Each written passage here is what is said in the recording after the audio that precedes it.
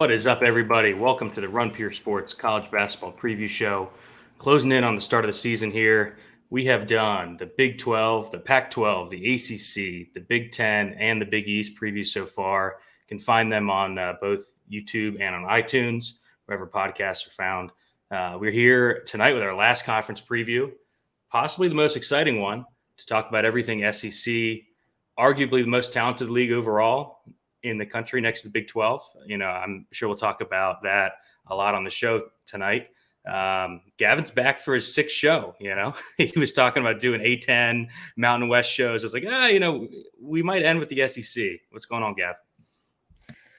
Yeah, I thought we were going to get into my real specialty conferences with the Mountain West and the Big West, but no, I guess I'll have to settle for the SEC. That'll work. Yep, and we got another special guest here. You see him around the college basketball streets as A Stills 45 on DK. Does some content over at FTM, I believe. Are you still doing stuff there? Always in the college basketball mania with us in March. Happy to have you on, man. And how's your summer/off season been? I'm excited to get back into college hoops, man. We watched my Johnnies win a big game against the Delphi. I was doing content for them 2 years ago. Last year, I kind of just jumped on some pods with Walt and just breaking down the slate. And I'm trying to do some more content for them this year on the DFS side. But a lot of times I'm gonna be jumping on with Walt next week. We're gonna do some conference breakdowns over for FTN, Big East, ACC, Big 10. But yeah, I'm everywhere. I'm college basketball diehard. It's my first love, and I love watching Run Pure Sports for NFL content and NBA content. So I'm just happy to join you guys and ready to break down the SEC. Yeah, this is a super fun conference overall. Lots of young talent, lots of developing talent. We've talked about a lot of conferences that are relying on a lot of older guys. Gavin, let's jump right into a team that has a good mix. I think Bama 19-14 last year, 28th at KenPom. To start the season, they're 39th at Torvik and 18th at KenPom. So a little bit of discrepancy there. Couple losses. Jaden Shackelford's gone. Keon Ellis is gone. J.D. Davison gone to the draft. They also lose Juwan Gary, James Rojas, but they bring in a bunch of stud freshmen here. I count 1, 2, 3, 4 top 100 guys, headlined by Brandon Miller, who I'm sure we'll get to. We'll start with you, Gav. What do you think about the roster turnover here for Bama? And then I guess you can put a close on last season because that was just a wild season for them. Yeah, you lose. I think first you probably start with Keon Ellis. He starts every game for him. Just a reliable 3-and-D guy who was there for Oates a ton of years. Then you lose kind of two other guys in a different cloth, right? Shackelford, I think, set a team record for 3-point attempts, 3-point makes in a season for Alabama. Then you got J.D. Davison, who, for spurts was extremely electric, athletic, and could overwhelm a lot of kids in some spots. But you also kind of saw the offense take, I think, a significant step back. I mean, some dreadful offensive numbers for a team that we kind of associate with, being offensive minded. The turnover with this year is going to be certainly interesting. I think that from everything I see, this Brandon Miller could be the most interesting prospect in this conference, not named Nick Smith, just given what he can do versatility wise. I've heard he's played everything from literally point guard to small ball 5 in their exhibition games. Now, does that translate to, NCAA? We'll see. But there's some pieces in place. And then you also got Mark Sears coming in, Ohio transfer, a little bit kind of undersized guy that you worry about with that up transfer factor. But you also have the kind of ace up the sleeve with Javon Quinterly coming off the bench after the ACL tear, probably, conference play is when we likely see him. Had a horrible year last year, 28% from 3 after shooting 43% in his first year when he was kind of in that 6-man role, which he likely slides into kind of post-injury. So interesting to see. I think a lot of upside inherent with the team. But I think they have to be better than last year. It's like 39 is too low. 18 kind of feels about right. 18 to 25 is kind of where I would slate these guys.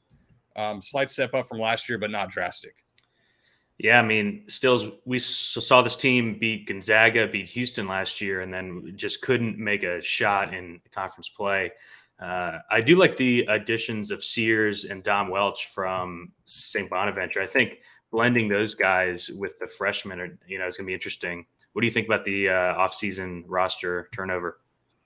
Yeah, I mean, when you lose, Shackelford, you lose JD Davison, you lose Ellis, you lose a lot of that trio, that guard tandem that we really sometimes struggle to figure out where the minutes were going to go with JD Davison off the bench. But I think now with those three gone and we bring in Mark Sears, he was proven in the MAC last year and we had him on a lot of slates. And that lefty can go, he can make shots, he can do a little bit of everything. And I like him filling in for Quinterly until he's back. I like Dom Welsh. He played every minute for the Bonnies for the last 3 years. You bring in that experience.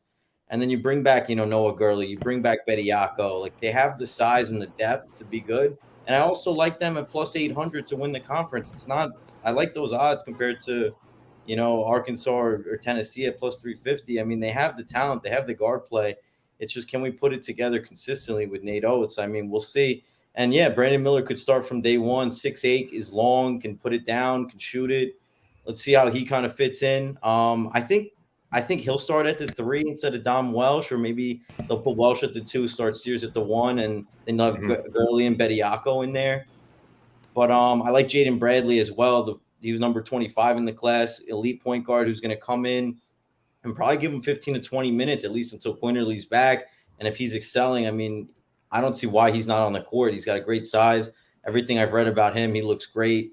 So I like this team. It's just, I kind of have them slotted at 4 right now in the conference behind Tennessee, Arkansas, and Kentucky.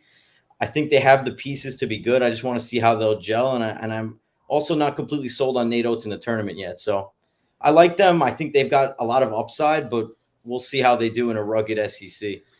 Yeah, I have him 4th as well. I think Gavin might too. Gavin, I'll let you talk about Bediako here. And then they also have former 5-star Namari Burnett after the ACL last year will probably mix in as well. So yeah, just a lot of talent, 1 through 8 or 9, in this rotation.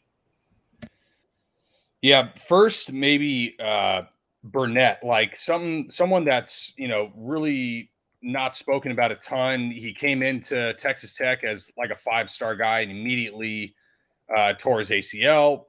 Didn't like kind of whatever was going on with Texas Tech in terms of the Mark Adams, minute allocation. So he is an X factor. I think that does bring a little bit extra ceiling to them. Again, I think Nate Oates has a lot of flexibility in terms of, do you run a 4 out, 1 in with Bediako? Do you run a 5 out with a Gurley or Darius Miles or even a Brandon Miller at the 5? Like, he's got a lot of different directions that he can take the team. I think much more so than last year. And then Bediako, I think, is somebody you got to look at definitely for the breakout of the conference. I mean, now look, obviously with less than 50% of the minutes played on the season, keep these statistics in mind, but top 40 in O rating on KenPom, top 100 in offensive rebounding percentage, top 40 in block rate, top 15 in 2-point field goal percentage. Like, Alabama has never had a true 5-man elite rim protector, and that can actually switch in space against some of these really versatile lineups like in Arkansas or like in Auburn. And Bediako doesn't have the issues that when we preview teams like in Arizona that an Umar Ballo is going to have guarding in space. Bediako can do it. He's got to keep his hands in his pockets and stop being a dumbass. But short of that, I mean, has some of the scariest like upside and breakout potential of the conference, and I think can really change the outlook of an entire Alabama team that's always struggled getting defensive rebounds because Nate Oates is so gung-ho on getting the ball out in transition that they a lot of times struggle in that end, that you could very much see Bediako solo rebounding in very much the same way that Oscar Tshiebwe was for Kentucky last year, where Kentucky was so successful in transition because Tshiebwe was going to swallow everything around the rim, and he only had to do it by himself. And you just sent everybody on the break. And if he can do that successfully and guard the rim, scary upside for this team. Scary. Yeah, I really like him too. We just saw this huge kind of logjam stills at the forward and center position for Bama last year. What do you think about Bediako and kind of more of the forwards here with Gurley and the other guys? See, yeah, that's what we had. Noah Gurley playing a lot of four. Darius Miles, he would even play like Juiceon Holt, and all these guys would kind of sneak in at that four spot. When I'd rather them put a shooter out there on the perimeter and play with more spacing and Yeah. allow Quinterly and these guys to be in ball screen, especially with Bediako, get him rolling downhill. So, I mean, he's got these veteran leaders coming back, and it's like, how do you not play them? But if they're going to be effective without them, which I think they would be with more floor spacing, it makes more sense to, play Noah Gurley 18 minutes and not 25, 26. It's like, but again, these guys also are hack machines, 5.2 fouls per 40 with Bediako, 5.7 with Gurley. It's who's going to actually be on the floor, because a lot of times we lose about 10 minutes, 12 minutes in the first half, especially in our DFS lineups. We're already sweating bullets because we can't keep a guy on the floor, and it's just that'll always be our enigma in CVB DFS. But yeah, I mean, I agree, especially with Namari Burton coming into the fold too. It's like, how do you get these guys on the floor and how do you keep them happy? And we're going to have that same problem with Arkansas. It's like you have so many guys, but one basketball.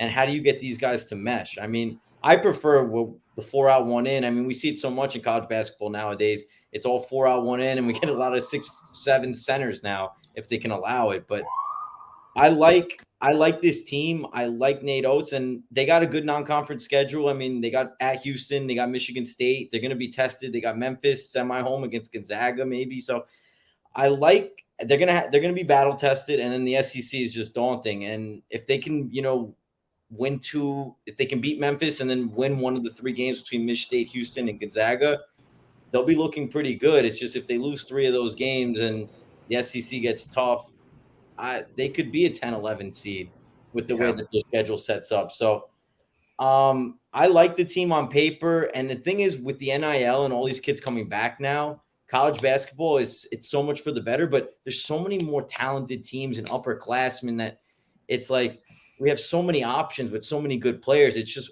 which coaching staff is going to get these guys to actually buy in and gel.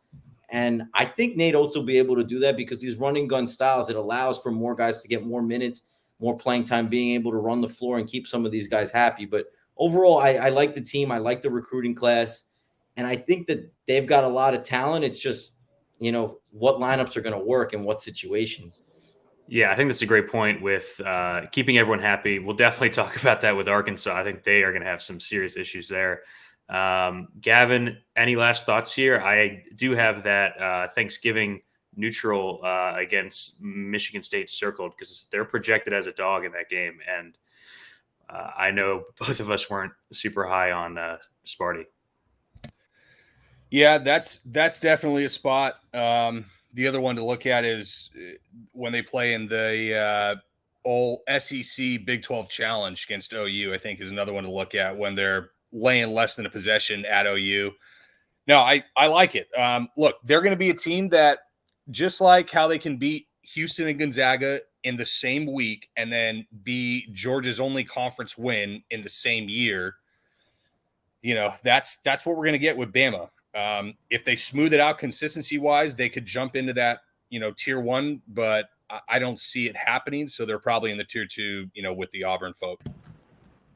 Yep. Agreed there. All right, let's move on to Arkansas, who we're just touching on. A couple awesome seasons in a row from us. 28-9 last year, 18th at KenPom. Super fun team. Both Torvik and KenPom have them in the mid-teens to start the season.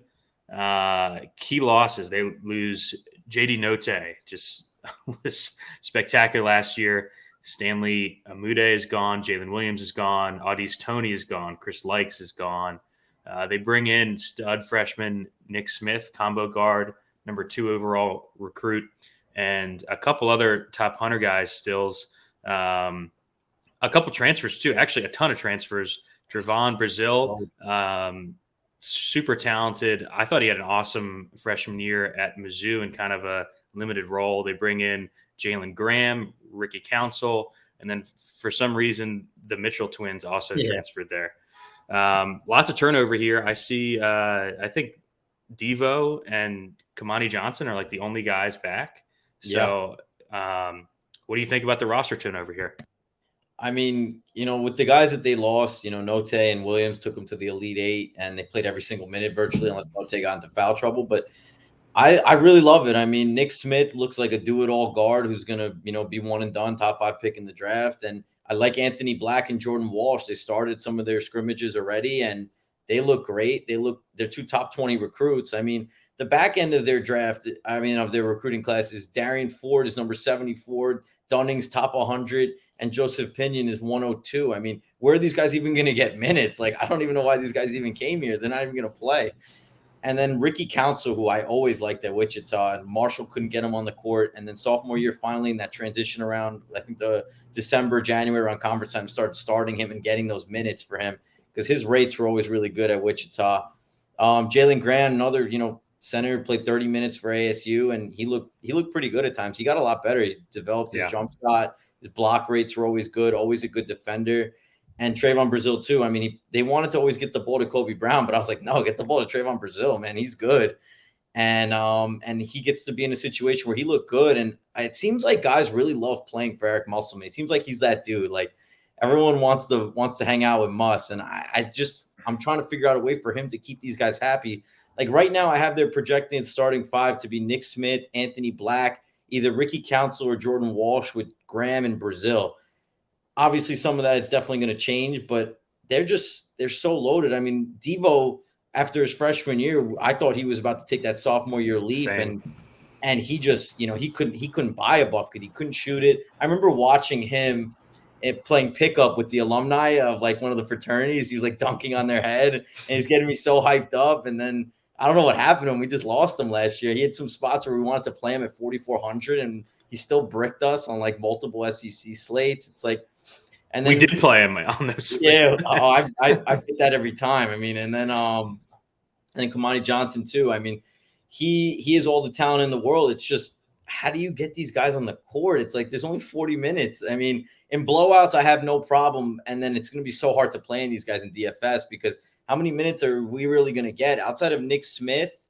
Like, I don't really know how many minutes any of these guys are even going to get. Like. The Mitchell twins are more than capable. Like they were both solid at Rhodey. They just couldn't stay out of foul trouble too. But now they get to come in off the bench. And if Trayvon Brazil or Graham pick up 2 in the under 16, they're gone. They're sitting. They're not coming back in. So it's really scary in the DFS world on how we're going to approach how to play them. Obviously, certain matchups are going to give us certain opportunities. But in terms of the actual roster, I mean, it's great on paper. I mean, I don't really see how this team doesn't make, Sweet 16 second weekend. But in terms of DFS, I'm nervous, man. I'm scared. This team's legit 10 deep, and they got their non-conferences are right. They're gonna play in Maui. They got Louisville, either Texas Tech or Creighton. They got at Oklahoma, and then a lot of cupcakes. So the cupcakes, I'm not even gonna probably touch half this team because I don't know where the hell any of these minutes are gonna be going to. But I mean, in terms of the actual talent, they're plus 350 right now to win the conference, and we know how good Kentucky is as a favorite. So. I'm cool with it. I think Ricky Council could break out if he gets minutes. It's just I'm scared he's only going to play 18 minutes a game. So I like the team. I like the roster. I just really don't know what the hell we're going to do most nights on who the hell we're going to go to. But the team itself is probably going to blow out like 8 out of the 10 conference games that they have against Cupcakes. So yeah, and we saw Muss. Even though down the stretch he was given Note and Williams a ton of minutes, it kind of took him till February, it seemed like, to dial that in. Gavin, I remember us playing a lot of Arkansas in December and January and getting frustrated at the deep rotations, playing guys, who were only seeing 18 to 22 a game. I know that you have this down as a note, they're not going to be able to play 13 guys. What do you think about the offseason and then that point? Because I think that's the biggest thing DFS wise for Arkansas coming into the year.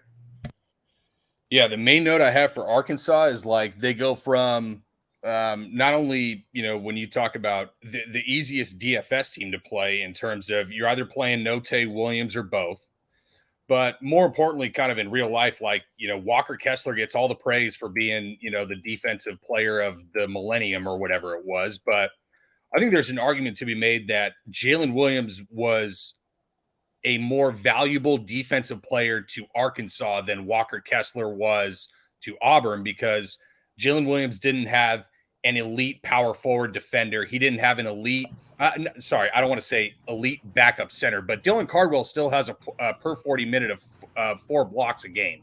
Yeah. So Jalen Williams had nobody behind him, and he took a shit ton of charges, put himself in the line of fire where if he got 2 fouls, Muss was sitting them and they were fucked like in the first half. So the entire outlook of the team is going to change from it being everything. Now, everything that Jalen Williams meant defensively to that team, Note meant to the offense and more, right? So you're replacing both of those guys. The entire outlook on the team changes. And look, it's all on the freshmen. When you talk about odds, to win the conference, like while I think that, gun to my head, I think Tennessee finishes above Arkansas because of the more veteran consistency that they can bring night in and night out to probably the second best conference in the country, versus a team that is going to be highly subjected to freshman performance night in and night out. I think that Arkansas finishes third. Now, if you ask me, Kentucky loses the conference, who wins? I think it's Arkansas more than Tennessee because of the ceiling that they have implied with those freshmen. So it's a little bit of a dichotomy, catch-22. It's a really interesting team, like as much ceiling as anybody, but it still feels like a poor man Kentucky. It's got a couple of really sexy frosh, but it doesn't have a national player of the year, and it doesn't have a first-team all-conference point guard from last year in Severe Wheeler. So, or he might have been second team, but regardless, that's where I'm at. I think third place, but kind of sneaky upside to win, but I don't think I can get there at less than 4-1. Yeah. Yeah. I think if I'm buying in on them for the conference, it's after I see them play for a couple weeks. Maybe they drop a non-conference game, but you like the talent, and that number could even go up from there. I love the talent too. I don't think the Mitchell twins are going to be happy with their playing time on this roster. I could see them being DMPs. Unless they like playing 6 minutes a night. I don't know. Yeah. And are these back end top 100 guys still going to be happy with maybe even redshirting? I mean, there's a lot of guys here. Any last thoughts on Arkansas?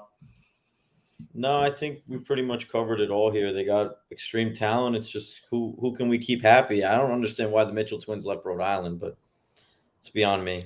They had everything they wanted there. I know. Gavin, I'm excited about Brazil. I think he, if he gets 25 plus, I think we're going to be playing a shitload of him in DFS here. Any last thoughts on Arkansas, Gav? No, I think that he starts. I don't know if Graham gets in there. Brazil gives them that switchability on the defensive end, which is kind of what this team is going to hang their hat on. So we'll see. Interesting team, really high upside. I think there's decent floor. Like, I almost would rather bet them to win it all rather than to win the conference, frankly. Just giving the freshmen another kind of couple weeks to figure it out versus if they come into conference play slow and they get behind the 8 ball and they're chasing Tennessee and Kentucky by a couple games, it's going to be an uphill battle regardless of how talented those guys are. Yeah, and we've already seen Muss take them to back-to-back Elite Eights. So, all right, let's go to another team that had just an awesome year, their best ever. Auburn, 28-6. They end the season 12th at KenPom. Holy shit.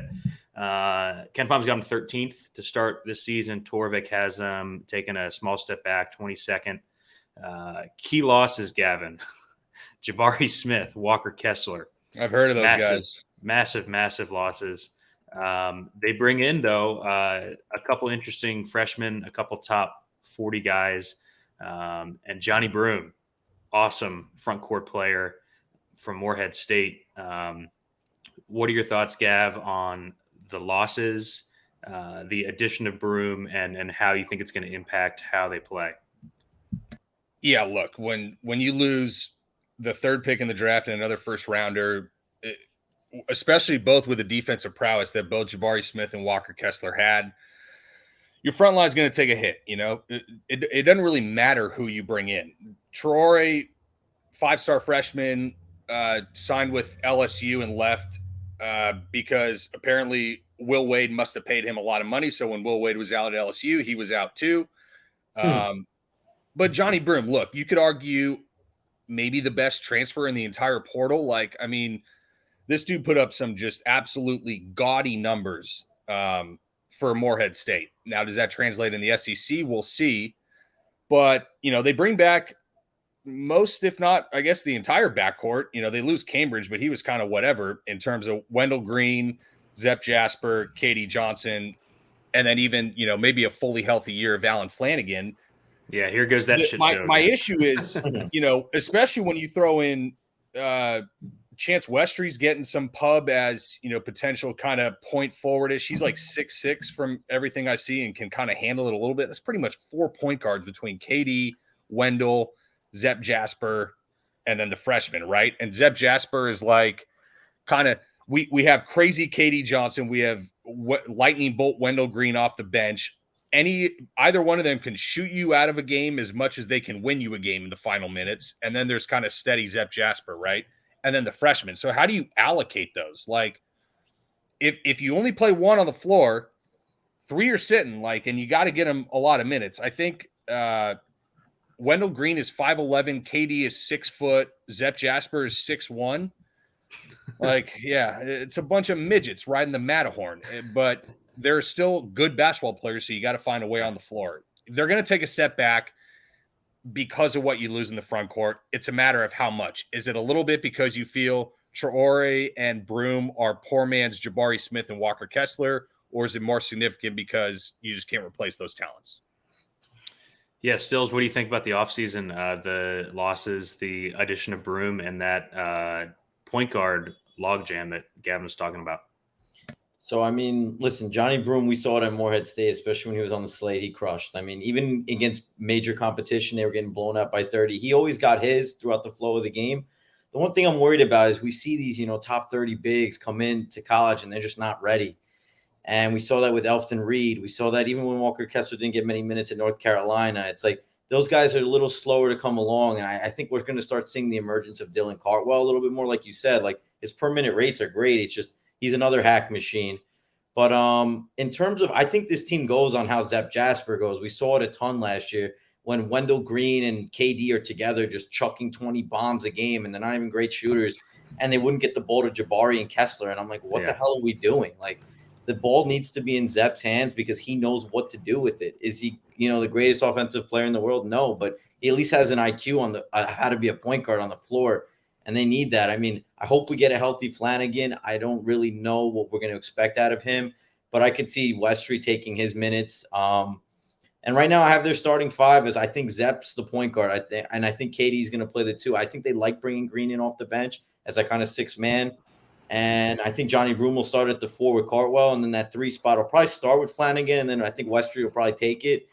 In terms of this team, this team's got great size. I mean, you got Cartwell, you got Broom, you got Traore, you got Westry's length. I mean, this team has elite size. It's just not as good as it was last year. And then last year we lost them in the second round and what should have been an Elite 8 Final Four team. But the guard play really held them back. And the guard play is the same. It's just older. And to be honest, if your front court's not as good and your guards are kind of the same, it's like, what's the ceiling? Like, how much better can KD Johnson and Wendell Green get at chucking? Like, the ball's just going to go in more? Like, I don't see them getting better. And I kind of like the 22 projection. I don't like KenPom. I think they're a little lower than, what did they have them at, like 17th? Yeah, 13th. Yeah. 13th. Yeah, I think that's way too high. I think they're in the 20s. I think this is like at best, maybe like a 5 seed, and at worst, maybe like an 8 or a 9. And they're non-conference. What'd they have? Anybody pretty good? They have Memphis at USC, at Washington. I mean, it's pretty soft. No, I don't think they have any more competition. They're playing, it's George Mason, South Florida, Winthrop, Texas Southern. Like, they're Cupcake City right now. St. Louis at home. Like, they can't lose any of these cupcakes before going into SEC play. So, yeah, I see them at plus 1,000, and it looks kind of tempting to win the conference. But the more I dive into this, it's just, I don't see how they're even anywhere kind of, they're that tier below that. They're in that kind of like slightly below Bama, but above a couple of the other teams we're going to mention later, like Florida and stuff. But yeah, I mean, on paper, another team with like, they just so many weapons in the SEC and so many individual talents, but this team, yeah, the guard play is going to hold them back come March.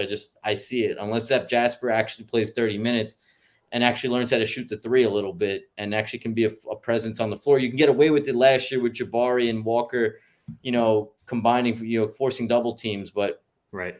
Johnny Broome will force double teams down low, especially in the non-conference. And I think Cartwell is going to, take the next step. It's just when he gets into foul trouble and we bring in Traore, is he ready to go and ready to be a presence in the SEC? We'll see. I mean, I think this is like the 5th or 6th best team in the SEC. Yeah, Gavin, I have this team definitely a tier below Arkansas, Bama. I actually wanted to put like Florida and A&M ahead of this team just because, I kind of like those squads a bit. We know Broome is going to crush it, especially early. Like these cupcakes on the slate early, we could see Broome just dominate these teams. Any other thoughts on Auburn here and the front court, let's say? There's a couple of underlying analytics that I think can sound some alarms for sure on this team. Like, Jabari Smith and Walker Kessler on the back end of your defense, I think can cover up a lot of issues. They were one of the most frequent teams in terms of running teams off the 3-point line because, then they were bringing it into Jabari or Walker Kessler. But last year, 355th in open three rate. 355th. Okay. They chart shot quality charts 356 teams. Like, yikes. That's worrisome. They were 6th highest dribble three frequency in the country, not like the most repeatable type of shot you want. And here's something that I got worried about with Johnny Broome. So I was kind of curious, like, what is Bruce Pearl? He runs kind of a chaotic, hectic defense that he tries to force offense through. What does his post up, look like frequency wise? Auburn post up frequency last 3 years. 282nd, 332nd, 273rd. Johnny Broome now comes in. We'll see if Bruce Pearl changes that, but it hasn't been something that he's, been able to implement over the last couple of years. I don't know if it's because they haven't had a real back to the basket bruiser like a Johnny Broome, but something definitely to keep in mind of how Broome could come short of expectation. Right. Yeah, that's a good point. Any last thoughts on Auburn here, Stills? Yeah, I thought honestly they would use Walker Kessler as more of a back to the basket guy because we knew how much Jabari loved to hang out on the perimeter and he could dribble, pass, and shoot and play like a guard. I thought they would use Walker Kessler a little more down there, but it's not Bruce Pearl's style. So we'll see because the personnel is different. The bigs are different. Like Cartwell and Broome are bruisers. So we'll see.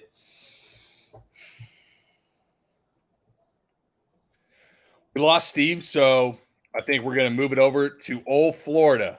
Stills. Cool. Last year, look, we're moving from the Mike White era to the Todd Golden era. I think we're going to see some drastic, discrepancies in terms of tempo that we can surely get into. They lose a couple guys that, were helpful and certainly key in terms of Tyree Appleby shooting for a team that struggled from the outside last year, but you bring back, if you don't bring back the player of the year in Kentucky, Colin Castleton is the player of the year in this conference, runaway without a doubt, with a bullet kind of thing. So what are we working here with Florida offseason wise? New coach, bunch of new guys on the roster. What do we think upside is here for these guys?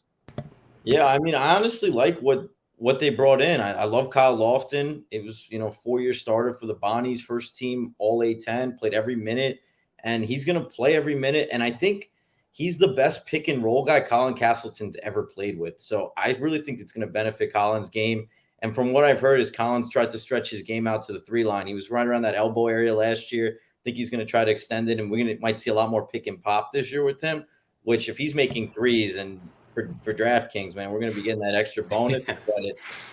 And then they get Alex Fudge over, who stayed within the conference, 6'8" wing, who just, he had to play behind Tari Easton last year. Felt bad for him. And he should start at the 4, I think, for this team with all the turnover. I mean, we lost Philandris Fleming, we lost Appleby, we lost DeRougie. So there's minutes at that 3-4 spot. I think it's going to be, his to lose from what I've been reading. They got the transfer Will Richard from Belmont, who was great for them. And I think he has a chance to start at the 3 and be that kind of 3-and-D Swiss Army knife type guy for them. And then they bring in a guy, Trey Bahaman, and from VMI, who was a scorer for them. And we know VMI plays no defense whatsoever. And so we'll see him off the bench. And I like this team. And they bring in Riley Kungle, the number 84 prospect on 247. So they have some pieces. I mean, I have their starting five right now is Kyle Lofton at the 1 with Myron Jones, Will Richard, Alex Fudge, and Colin Castleton. I like that team. I think they have what it takes to be that middle of the pack SEC and like an NCAA tournament team. I think they're one of those teams that's, maybe like a 10 seed. I've been kind of going back and forth with them. I like their team, and I want to see how they adjust with the new coaching staff. But their non-conference is really good too. They're in the Phil Knight Invitational versus Xavier. They're going to possibly play Duke, and they could possibly play Zaga or West Virginia. They got UConn. They got at Florida State neutral versus Oklahoma. I mean, they have a great non-conference. They're going to have a great conference. If they can find a way to get some wins here, I think this is an NCAA tournament team, and I think Golden can get there in his first year. So I like this team. I think they got, steady veterans with good transfer additions to kind of help offset what they lost. What do you think? Yeah, no, I sorry you lost me there for a minute. I really like the fit with Castleton with Golden's style. You had a great point there. Him meshing well with Kyle Lofton, I think that's just gonna be perfect. Kawachi Reeves, the sophomore, had a interesting freshman year. Didn't play a ton, 15 a game. I could see him bumping up to low to mid 20s. Talented guy, and played really well in their preseason games. Averaged 16-4. So a guy to watch early because, like you said, this team's getting tested right out of the gate. They're going to be on a ton of slates early just because of their non-conference. And Gavin, I think that this is a team that we like a lot coming into the year. I mean, I alluded to it last time. I wanted to pick them over Auburn. Castleton's just going to be a fucking monster, man. And if he is doing the pick and pop, like Still said, oh, baby, it's going to be awesome.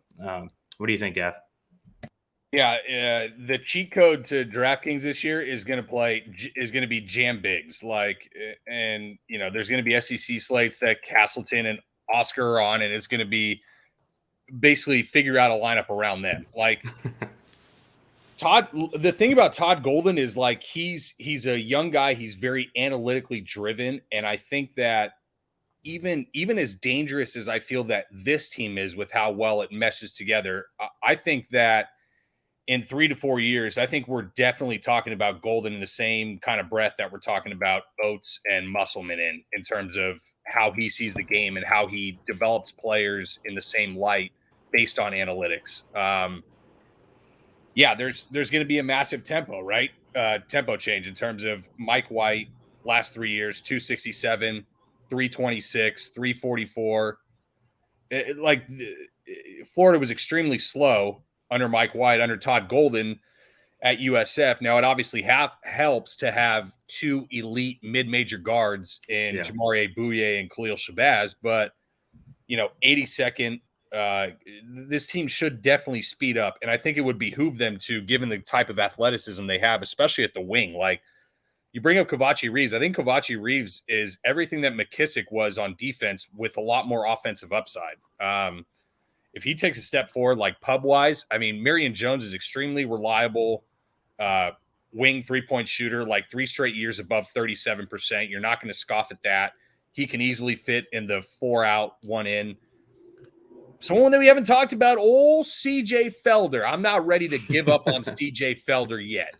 I still think that a guy that if he gets, 24 to 26 minutes as a reliable front court depth piece, potentially as a 4, also who can stretch it and fit in, I think he's really interesting. But then you come to the discussion of, who else is getting a lot of pub is old one-eye pirate Jatobo. The question is, how do you put Jatobo on the floor with Castleton? Like, maybe Castleton takes a step forward in the 3-point department, which means he's taking 2 a game and hopefully hitting 1 of them. But that doesn't mean that he's enough of a stretch where you can play him and Jatobo on the floor at the same time. So caps that upside a little bit. I think I trust Todd Golden. I trust having the second best player in the SEC to keep them out of the doldrums of the conference, but not having the upside in terms of the talent of an Auburn or an Alabama. Yeah, Stills, I know a couple people in the industry like some features on Florida. I think this team has a little more upside than maybe Gavin thinks. There's just a lot of young talent that I think has upside in like Reeves, Fudge, Richard, guys like that. Any last thoughts on Florida here? I mean, listen, they got one of the best bigs in the SEC and in the country. They got one of the most steady point guards in Kyle Lofton. It's just figuring out which other three guys match the floor with them the best. And I think they have enough pieces around them to make it work. And they've got a nice daunting non-conference to really find the matchups they like and to have them be battle tested. So I'm all in. I mean, that's the thing. Like my Johnnies are playing so many cupcakes in the non-conference. You get 2 games against Iowa State and Florida State to, make a name for yourself. They got like 7 different opportunities here to go win some games and really put themselves on the map before SEC play. I like it. I like what Golden's doing in his first year. I like the approach, and I like this team. I think they're an NCAA tournament team. Yeah, same. And if they can pick up 3 or 4 of those 7 in the non-conference, they're just going to be set up to really have a good seed come tournament time. Let's go to a team that will not have a seed come tournament time. Georgia, coming off just a miserable year, 6-26, 219th at Ken Pom. Both Torvik and Ken Pom have them making huge jumps. Ken Pom 93rd, Torvik 128. I hope I wrote those down correctly. Gavin, we'll go to you first. His team loses Aaron Cook, who was pretty good for them last year. Christian Wright transferred out. Noah Bauman is gone. They bring in some freshmen, but this team has a bunch of old 5th-year seniors, 7th-year seniors, guys who have been hurt a bunch. What do you think about the offseason and the outlook for Georgia here? They also bring in Florida's coach, Mike White. Yeah. You know what Mike White did? Mike White pulled the ripcord before he could face the Mark Turgeon treatment. That's exactly what he did. He didn't want to face the abuse that was going to come, so he said, forget this. I'm going to take a less pressure situation. He went to Georgia. Now, Mike White going to Georgia, this team was so dead duck last year. Todd Crean didn't give a fuck. He said, yeah, run it. Don't play defense. Be 352nd in 2-point defense percentage, like in the country. I mean, who cares? I'm getting fired, It's going to be a little bit different scenario with Georgia this year. Mike White is inherently going to raise the floor of that team. They bring back Kario Kendo, who, I had some really interesting spots last year. He was one of the best downhill drivers in the league. He shot over 56% from 2 with 153 free throws, at 71%. So he's getting the line. He had the 4th best usage in conference. And then you start bringing pieces around like a Matthew Alexander Moncrief, who can't score outside of 6 feet, but is a defensive menace switching 2 through 5. You bring in Frank Anselm from Syracuse, who had some really interesting spots when the now best defensive player of the year this year was hurt last year in Jesse Edwards. There's no way this team finishes last in the conference. They losing Aaron Cook, who was top 25 in assist rate, that on paper is wow, that's tough to lose. But dude, Aaron Cook was so fucking whatever. Jashawn Holt comes over from Bama, former 4-star guy, top 100. Couldn't carve out a role there, but profiles as a decent 3-and-D guy. There's pieces. They get a coach upgrade. They get, an entire culture upgrade. The question is, how fast does the culture upgrade take hold? Do they start chucking games early and they find form as a sneaky team at home late in conference? I don't know. It's going to be a long-term project for Mike White, but they definitely got enough talent to keep them out of the last place in the conference. Yeah, we saw guys playable from the shit team in Okendo, Braylon Bridges. We played some last year. I think both guys actually surprised me a bit. They bring in Alexander Moncrief, who I like a bit as a player there, especially defensively. Overall thoughts on Georgia here? Yeah, listen, they got Cario, you got Bridges. We played them on multiple slates. I even snuck in my boy Jackson Eder a couple times, watched myself just lose money. And then I also like Terry Roberts a little bit from Bradley. He was all first team MVC last year. He can shoot it. He played everywhere for them. I think the minutes are available. They bring in like just good quality guys that, are going to find a niche here. Like you said, Anselm's just a good backup big behind Bridges after he picks up 2. I always played my boy Mardez McBride on North Texas, man. The boy can shoot it. He had like 37, 38% from 3, played every minute at North Texas. He seems like a capable off the bench type of guy who'll come in and make shots to help, some floor spacing. I think this team is leaps and bounds better than last year for sure. And then they bring in Kyron Lindsey, who's 94th and 247's top 100. So we'll see what kind of role he can carve out. I like this team too. Justin Hill from Longwood played well for them as their primary floor general. This team's got way more pieces than it did last year. It's not the worst team in the SEC. That's South Carolina. But I think this team definitely will make some – I don't know if they're 93rd according to KenPom. I think they're probably in that more like 120, 130 range. They're playing at Wake Forest, the Sunshine Slam versus St. Joe's, USF or UAB after that, at Georgia Tech, and then semi-home versus Notre Dame. I mean, it's not really a great schedule. It's kind of Mike White's first year. Let's see how many cupcakes we can get our confidence up with before we get obliterated in the SEC. But I think this team definitely is definitely 2 or 3 steps ahead than where they were last year. I mean, they couldn't really get any worse. I think they bring some quality transfers, and I think they have some pieces with Cario and Moncrief. I loved Moncrief his first year at Oklahoma State. I mean, I thought he was going to be a stud with Cade. I love that team, and I love that team that team got a chance to play in the NCAA tournament. But yeah, I think he's going to play the 4 as long as he can stay on the court 25 to 30 minutes. He was always hitting in that like 5K range. So I like some of these pieces for DFS, I think. And in real life, I actually like this team too a little bit more than I definitely was going to like them last year. So no complaints. I think they're in the right direction, but there's still a long way to go. Yeah, Gavin, he brought up that Georgia Tech game. I could see us betting Georgia in that spot because that Georgia Tech team is dog shit. Any last thoughts on Georgia here, Gav? Yeah, I want to hear you say on record, what is Cario Okendo's ceiling?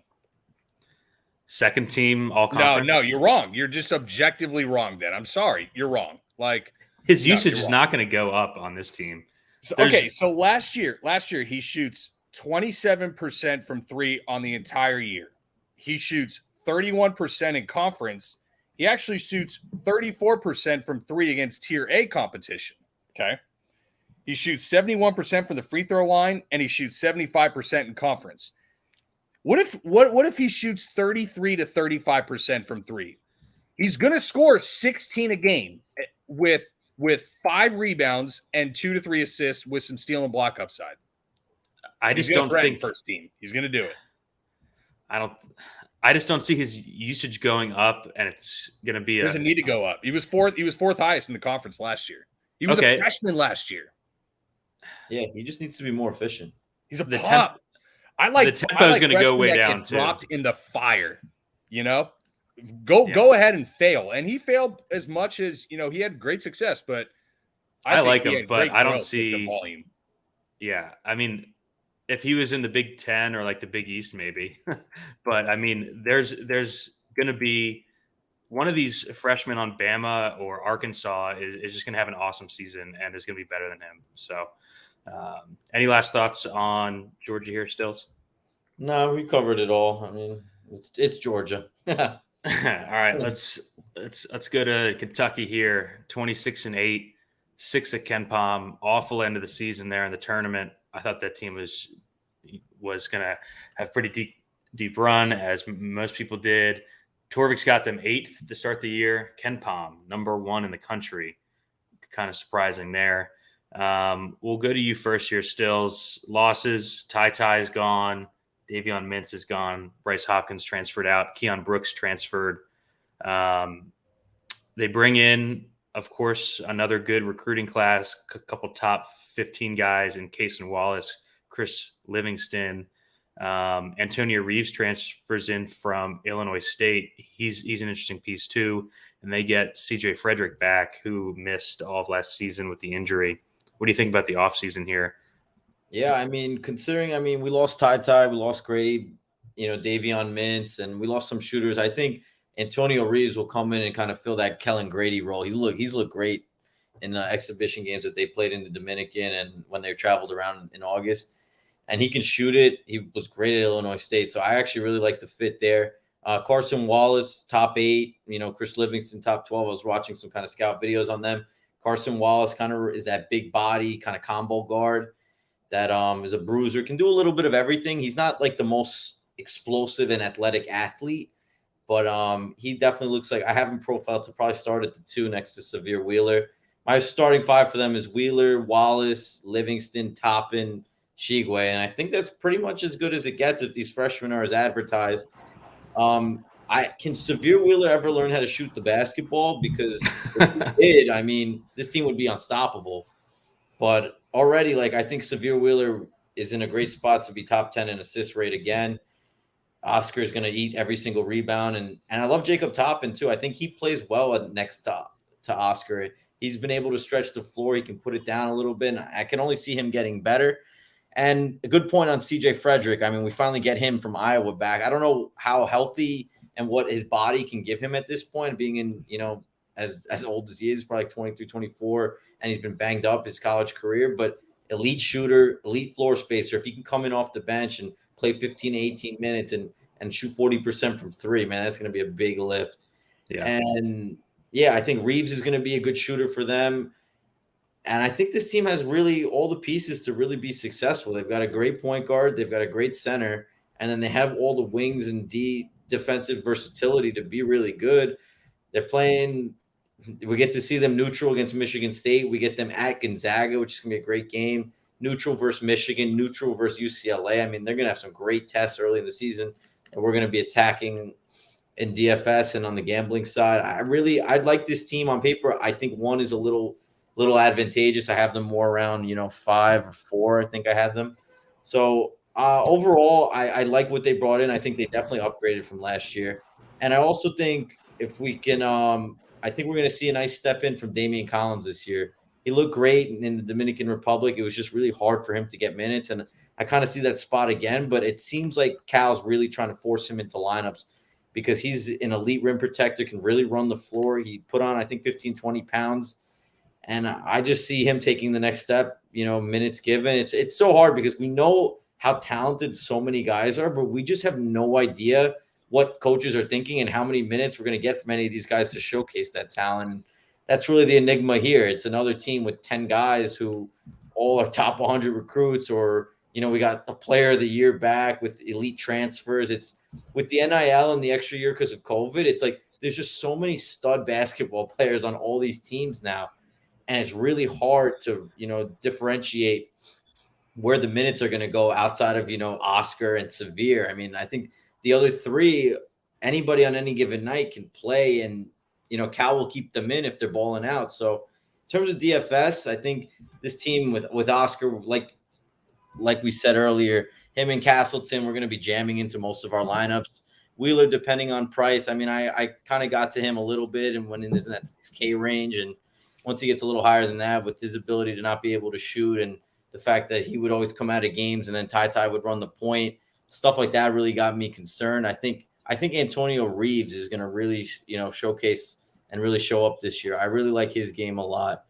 But I like I said, I like this team on paper. They look great. I like this team. They were obliterating teams in the Dominican. They were winning by 50, and my Johnnies could barely beat fucking Dominican under 18 team.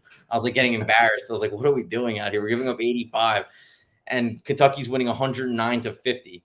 So I mean, Cal's going to have them ready to go. I don't really see how this team, unless a major injury happens, that they lose the SEC, and I think they're at least a 2 seed, maybe even a 1, depending on how things shake out with the non-conference. But overall, I really have no qualms with this team. I really like them a lot. Yeah, Gavin, get ready to take out a bridge loan for that Michigan State game. We're actually going to that game in it's going to be awesome. They're a projected 2-point favorite over Michigan State. So Jesus Christ. Yeah. I kind of buried the lead there. National Play of the Year comes back to school for the first time since Tyler Hansbrough. Awesome. To give you an idea, that was Barack Obama's first year in the office. Jesus. Okay, that's how long ago that was. Just let that sink in. That's the last time a National Player of the Year has returned to college. Yeah, so I think there are three big storylines here. It's Big O, obviously. Severe Wheeler really cut down on his turnovers last season, so he still can't shoot, but at least he's not turning the ball over 5 times a game. And I think adding Reeves and getting Frederick back, Frederick was 46.6% from 3 at Iowa. I think this team's just going to shoot it a lot better than they did last year. That's where the games they struggled, they just couldn't hit perimeter shots. And I think that the roster kind of fits together really well here. Gavin, what are your thoughts on the offseason, losing Ty and outlook coming in? Yeah, I just want you all to know that Severe Wheeler did shoot 43.5% from 3 in conference play. Now, that might have been on 10 of 23 threes all conference, but I don't think that's going to happen again. And I'm on board with you guys that, if he can do that in a greater sample size, then this team is probably number 1 with a bullet. But yeah, it's the reason that you got them pretty safely ahead of every other team in the conference is because they have the ceiling of obviously the incoming freshman. Someone that we haven't even talked about really yet in any sort of detail is Jacob Toppin. Toppin had the 4th best O rating in the conference. If you qualified him, he only played 44.5% of minutes last year, but he's had a top 25 conference O rating in all 3 years that he's played. His freshman year at Rhode Island and his last 2 years at Kentucky. And he should be taking a large step forward, role usage-wise. How Sheboy doesn't win National Player of the Year is the team isn't as reliant upon him. Cal doesn't need to play him 34, 35 every single game, and where he is hunting every rebound like an absolute dog. There's going to be a lot more leeway. Livingston kind of reminds me of a skinny Terrence Jones. Like, he can stretch it a little bit.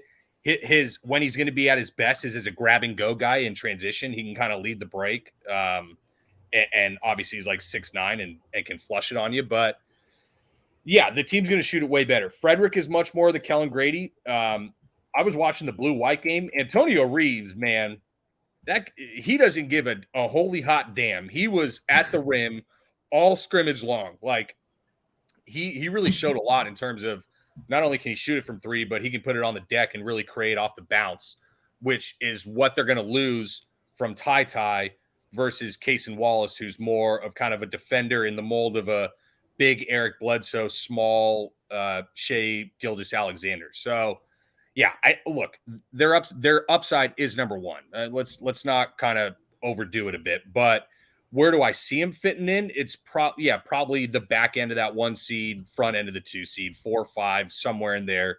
They're going to think about the one Kentucky team that was really bad, the BJ Boston team. They couldn't shoot it for 3 for dick. And they got multiple guys that, you said Frederick, 47% career 3-point guy in 4 years at Iowa. Like, yeah, they have all the tools. Cal has way more depth. He doesn't have to play his starters as much. When like Severe went out, when he got killed by a screen against LSU and they kind of went into the doldrums for a bit, that won't happen this year. It's just a much fuller team. Yep. Agreed. I don't think he wants to play Severe 36 minutes a game. He's actually alluded to that in the offseason a bit. Any last notes here on Kentucky Stills?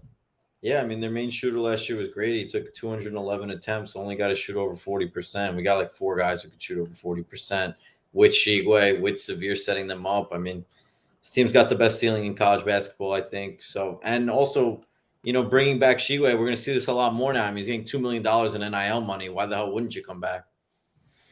Yeah, love it. There's a lot more talent in college basketball throughout the entire country this season than last season, and I think that's gonna be the case moving forward. Let's go on to LSU here, 22-12. They finished the season 21st at Ken Pom. Super fun team. Definitely will take a step back here with all of the losses. Torvik's got them 65th, Ken Pom 40th. We'll go to you first, Gavin. Huge losses. basically their entire roster. When McMahon took the gig, he had like 0 scholarship players on the team. On March 21st, he had 0 scholarship players on his roster. He had to convince some guys to come back, which he did, and he brought in a pretty good recruiting class, and then a couple studs with him from Murray State. What do you think about the roster turnover? I think that's going to be like the whole story here. You know, our entire LSU conversation is going to be who they lost and who they brought in. They lose Tari Eason to the draft, just a stud last season. Darius Days, steady guy for them. Xavier Pinson is gone. Eric Gaines, Efton Reed, Fudge, we talked about earlier, all gone. What do you think, Gavin? Yeah, it's much easier to, well, I guess you have to just talk about who they brought in because the entire roster is gone. I mean, like I said, 0 scholarship players on March 21st. By the start of June, he had all 13. Matt McMahon coming in from Murray State. It's a really interesting roster. I think it's a high range of outcomes roster. Like, you look at first and foremost Adam Miller, like, you know, former 5-star guy, went into Illinois, couldn't really carve out a role, but coming off an ACL injury, what does he look like? You know, Mwani Wilkinson is a 3-and-D guy who probably plays in the NBA because of that skill set. Honestly, we've seen some shit ass wings get drafted just because they can 3-and-D. Like, you bring in Juice Hill, who I think Juice Hill is going to be Mike Smith-esque. You know, he's a very undersized guy who doesn't have the skill set of a Mark Sears as an up transfer. But he also led a 31-win, 18-0 conference Murray State team last year and is a true winner. KJ Williams, I mean, maybe best up transfer in the country, is right there with Johnny Broom, like guy who threatened the NBA from Murray State. And even bringing a guy like Cam Hayes, you know, 4-star pedigree, shot 36% as a freshman, but was down at shooting last year as a sophomore on a completely dead team where Terquavian Smith was taking 97% of shots. So there's a lot of interesting pieces. You know, the other thing is they lost, Will Wade also had Traore and Julian Phillips from Tennessee signed. And when you lose that kind of just overall talent, it's tough to recover from. I like Matt McMahon long-term. I think it's going to be a little bit more, like I said, a long-term project, but I think this team is going to sneak up and be scary on some given nights. Yeah, agreed. Stills, what are your thoughts on the offseason turnover? It looks like their non-conference, they can kind of ease into their schedule a bit. Yeah. I mean, they're going to the Cayman Islands and they're playing a neutral versus Wake Forest, so really not much there. It's kind of just getting the new team acclimated and learning what rotations are going to work. But in terms of what McMahon had to deal with and having nothing, I mean, he basically took, KJ, he took Hill, and he took Trey Hannibal, and he said, hey, come with me, guys. I got nothing. So you're going to play a ton of minutes in the SEC. Why wouldn't you, Yeah. And I think we could see KJ Williams as one of the breakout candidates. I think he's one of mine. Same thing with Adam Miller. I like this team. And they bring in Tyrell Ward, who's number 36. He could start at the small forward right away from them. I actually really like their 5. I think Justice Hill, Adam Miller, Ward, Wilkinson, and KJ is a pretty good starting 5. I really like it. And considering what he had to come in with, and you can bring in Cam Hayes, Jalen Reed's number 70, and a couple other guys off the bench. I really like what he did. I think this team, ceiling is maybe, sneaks into a playing game, and maybe prediction, I have them going to the NIT just because their non-conference is so weak that unless they start running the table in the SEC, it's going to be really hard for them to overcome how weak their schedule is. But for what he had to go through, I think this team definitely can hold their own. I mean, I like KJ Williams. There's a scenario where I could see a first-team All-SEC being Shigwe, Castleton, KJ Williams. You never even know. Maybe Johnny Broom could sneak in there if the feeling was right. Like the Big Ten, the Big Ten all conference, just all bigs. It's just straight bigs. You have no point guard. It's like it'd be funny. And I want it remains to be seen how good Adam Miller will be off the knee injury, but I have him as one of my breakout guys. Like I said, he was so good at Illinois his freshman year before he started. Him and Curbelo off the bench, man, he'd come in, hit like 7 threes in that one game. We saw how good that ceiling could be. And this team, no one's really going to challenge him for minutes. I think the only thing that's going to stop him is himself and how his body's feeling. So I like this team on paper, but it's crazy, man. The more I look at all these teams and dive in, it's like I like a lot of teams on paper, man. There's so much talent in college basketball, and I love it for our sport because we desperately need it. And I think this team's ceiling is probably like middle of the pack in the SEC. And if things really fall apart and the wheels fall off, yeah, this could be a bottom end SEC team. But I do like McMahon. I like the future of this team, and I do like their starting five and their roster. I wish they challenged themselves a little bit more, but it's the first year. We'll see how it goes. And honestly, LSU, I see them as an NIT team, to be honest.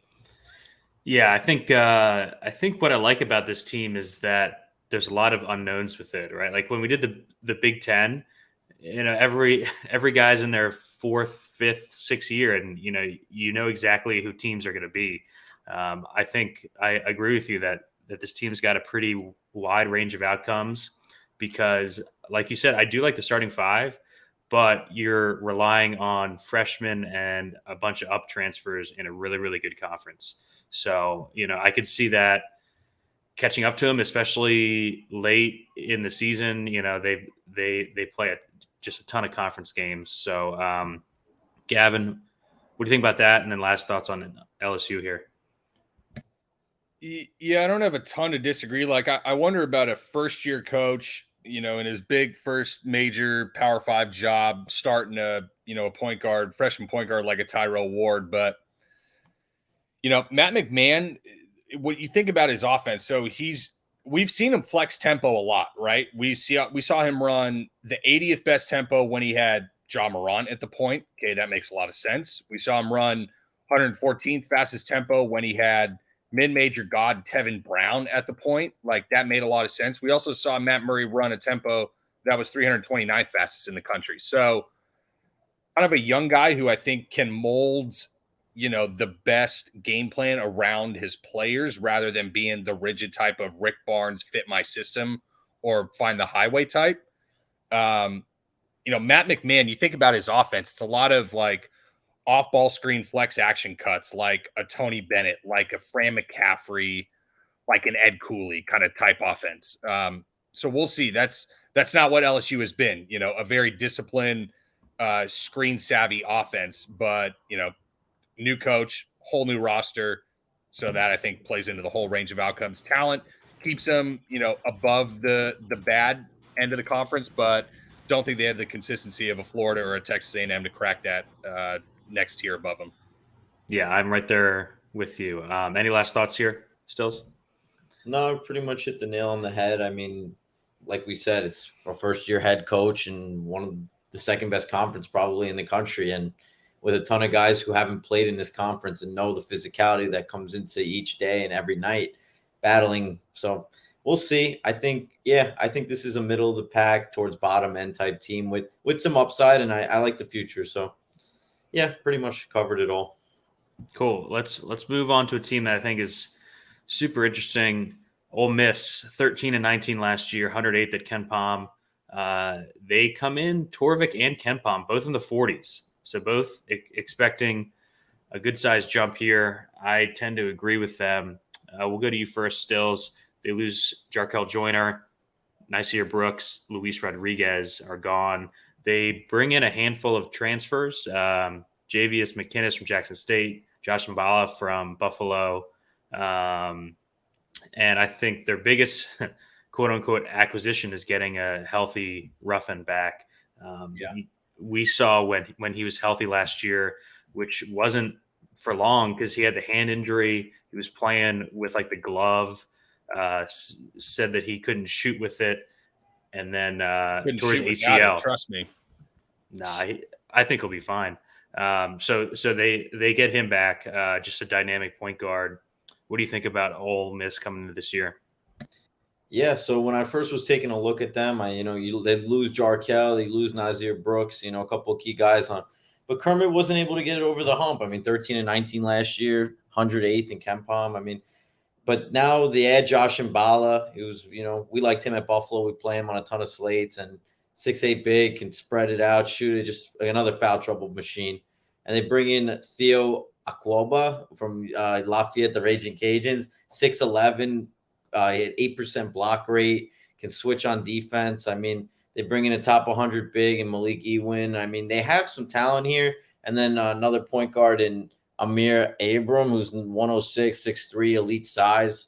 So I do like what they're doing. And they have probably one of the best guard tandems in the conference in Deshaun Ruffin and Matthew Murrell.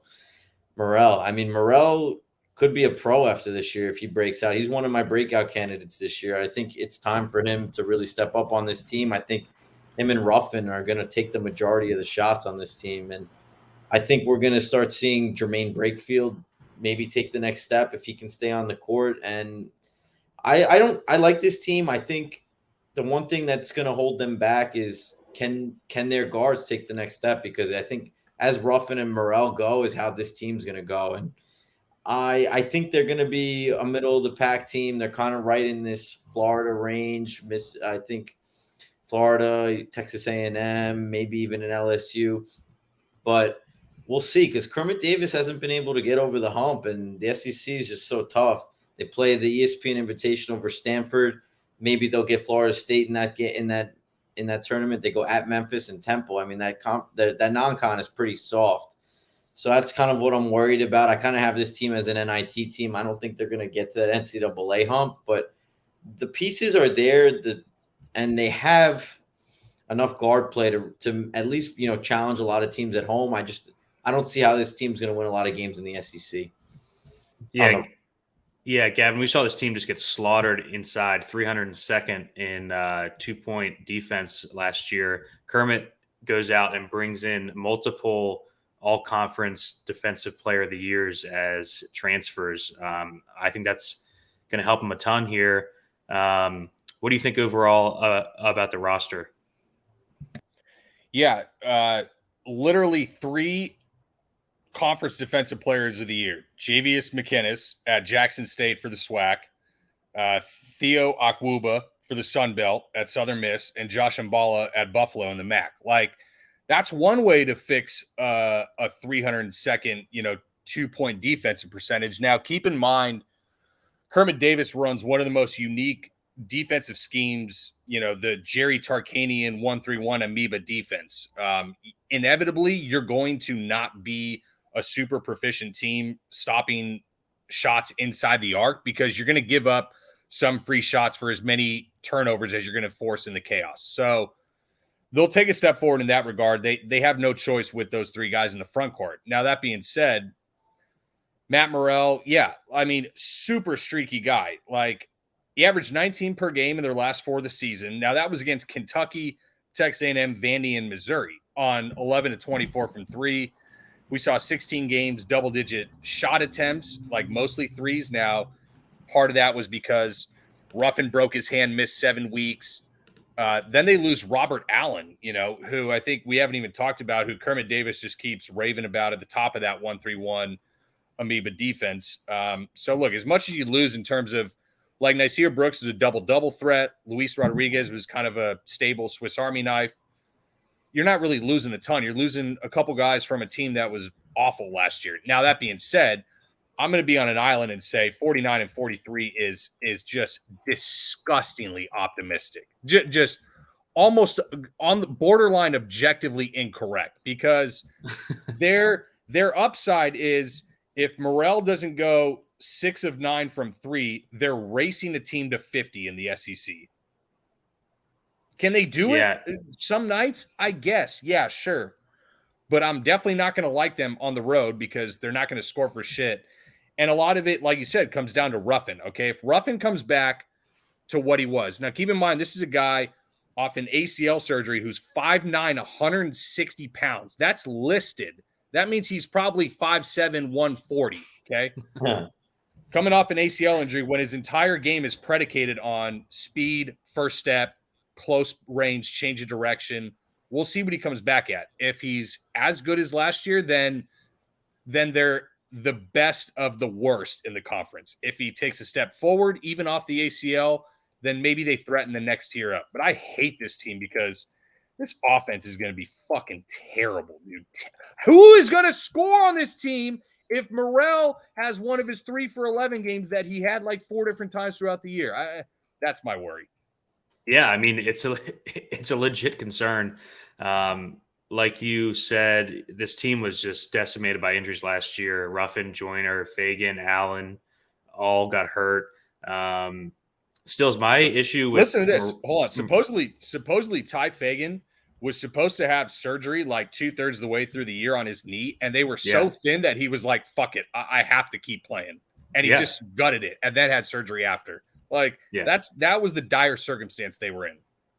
Yeah, I mean, my issue DFS wise with Morel is like he doesn't do anything but shoot. You know, the peripherals were really, really bad last year. So, like Gavin said, if he's not hitting a ton of shots, he's just going to kill you. Only 3 rebounds, 1.7 assists in 30 minutes a game last year. Any last thoughts on Ole Miss here, Stills?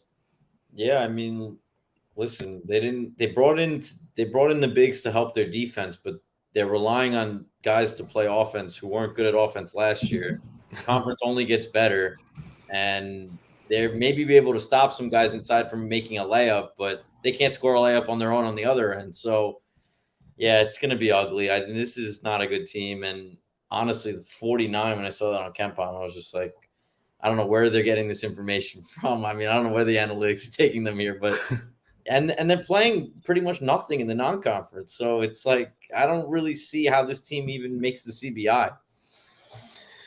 Yeah, Gavin, the neutral against Stanford on Thanksgiving. Call the accountant, whack the credit cards, empty the child's college fund. Just get ready. Yeah, they are a projected 1-point dog. Stills, we really like that Stanford team when we did the Pac-12. Yeah, me too. Let's move on to Mississippi State here. 18-16, 49th at KenPom last year. KenPom's got them 53rd coming in, Torvik 78 coming in. This team loses Iverson Molinar, Garrison Brooks is gone, Derek Fountain transferred, Rocket Watts is gone. I don't know where the hell he is now. Cam Carter's gone. IUPUI, probably. IUPUI. Next Fort Hill. Yeah. This team brings in a couple up transfers. They bring in Stevenson from Southern Miss, Deshaun Davis from Oregon State. What do you think about the loss of Molinar and how they kind of get over that? Because he was the complete engine last year. Who the hell are you asking? Oh, Still, sorry. Sorry. Yeah, so we get the Chris Jan era. You know, he took New Mexico State to the tournament 4 out of the last 5, I think it was. And there are a ton of new coaches in this conference. This is like literally every other team. You got that many fingers on one hand, but then you got some special issues too. Yeah, 4 out of the last 5 years for New Mexico State. Great turnaround. He brings over his buddy Will McNair to come be the backup center to Talu Smith. It's going to be hard to replace Molinar, but Deshaun Davis was capable at Oregon State. I mean, not the greatest shooter in the world, but good floor general, good facilitator, Brooklyn native by me. And he's going to be okay. I mean, listen, I don't really love this team on paper. I like Tyler Stevenson, though, from Southern Miss. I think he's going to be a breakout candidate, too. I think he's going to get more minutes than he was getting at Southern Miss, or at least equal to it. Maybe the production will be similar, but I like his game. I like DJ Jeffries. I like Talu if he can stay on the court. I mean, I like these guys. It's just, man, I don't really understand what Chris Jans is going to be able to get the most out of these guys. Their non-conference is okay. Fort Myers tip-off versus Marquette, and I think Marquette's pretty awful. Georgia Tech, Utah. We had Marquette last in the conference. Yeah, I have them last too. I have DePaul last. I think I have them 10. But at Minnesota, who's not very good, and then a neutral versus Drake, who's probably the best team in the MVC. I mean, the non-conference isn't great. The team is not that good on paper. They lose Molinar. They lose Garrison Brooks. I like Shaquille Moore at times was getting benched. I mean, he might be the starting 2 guard for this team. I really don't like much on this team. I don't think this team is going to be much higher than bottom 4 in the conference. That's pretty much it. I like Tyler Stevenson as a guy, like a transfer guy who could step up for this team. And I do like Talu Smith for DFS some nights. And I think if he can stay out of foul trouble, the problem is he's going to be banging with Shigwe, Castleton, KJ, and all these guys who are going to put him with 2 by the under 16. So It's not really much here. I think this team is gonna stink. So that's pretty much it for me. Gavin, thoughts on losing your boy Molinar? Tolu, we like in certain spots. He's not going to have to split as much with Garrison Brooks, so I could see the 28 minutes ticking up, given foul trouble issues. And then DJ Jeffries back for his senior year, 5-star guy coming into where do you start? Memphis, just has never put it together. Yeah. Oh, how the money has fallen. Thoughts here on Miss State, Gav?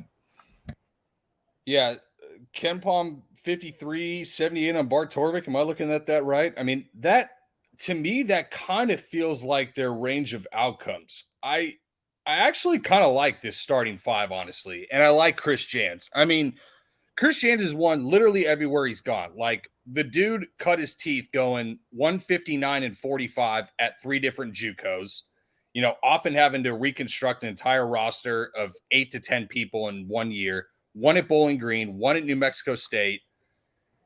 He's got a suspect off-court incident that made him take a step back in his career trajectory that you can look at in your own free will. But I think a phenomenal basketball coach. Like, you look at some of his tendencies, right? 305th in transition. He's definitely going to slow things down. He's going to run a lot of those same off-ball screen cut actions that Matt McMahon is running. But here's one thing about Tolu, right? He wasn't even fully healthy last year, still had 20 and 9 for a per 40 rate. You bring in Tyler Stevenson, who can score in the front court with him. Jeffries provides, at worst, a 2-through-5 switch, if not a 1-through-5 switch. And that's the kind of guy that Jans is going to really rely on. You worry about Shaquille Moore and Deshaun Davis fitting together like it feels like 2 combo guards with no true point guard.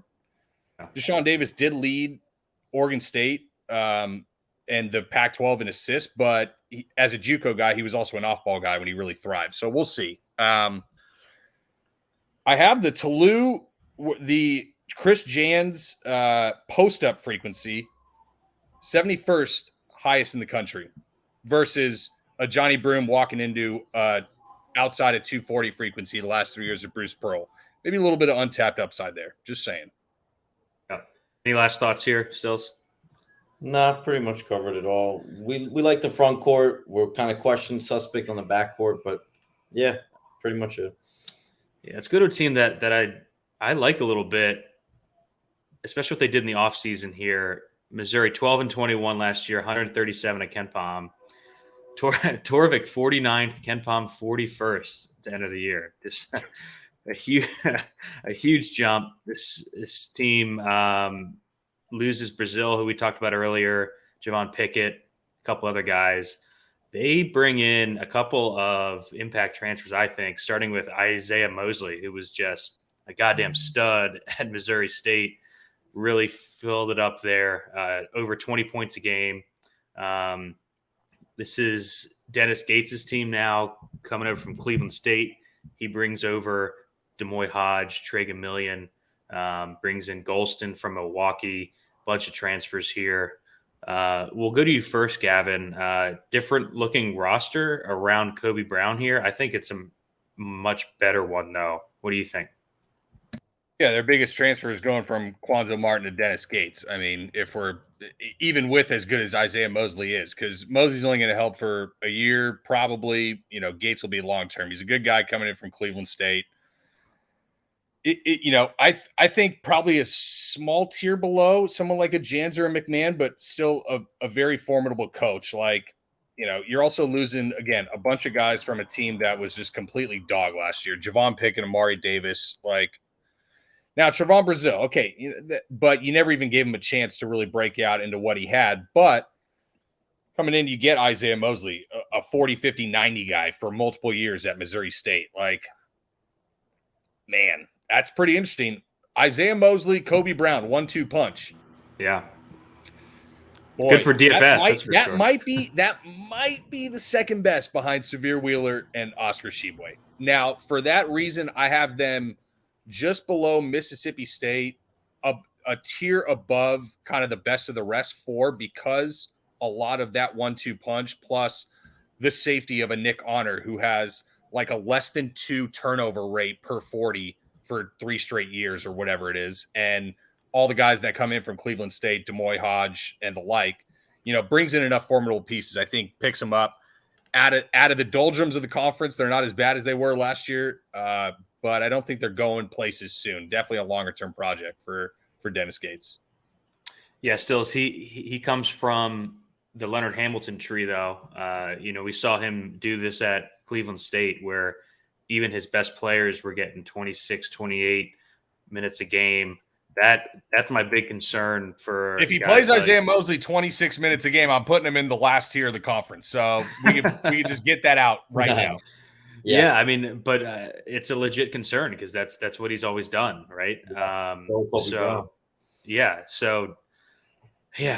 the top 2 guys here are really good, and I do like the glue guys on the team, like the Hodges, the Go Millions, guys like that.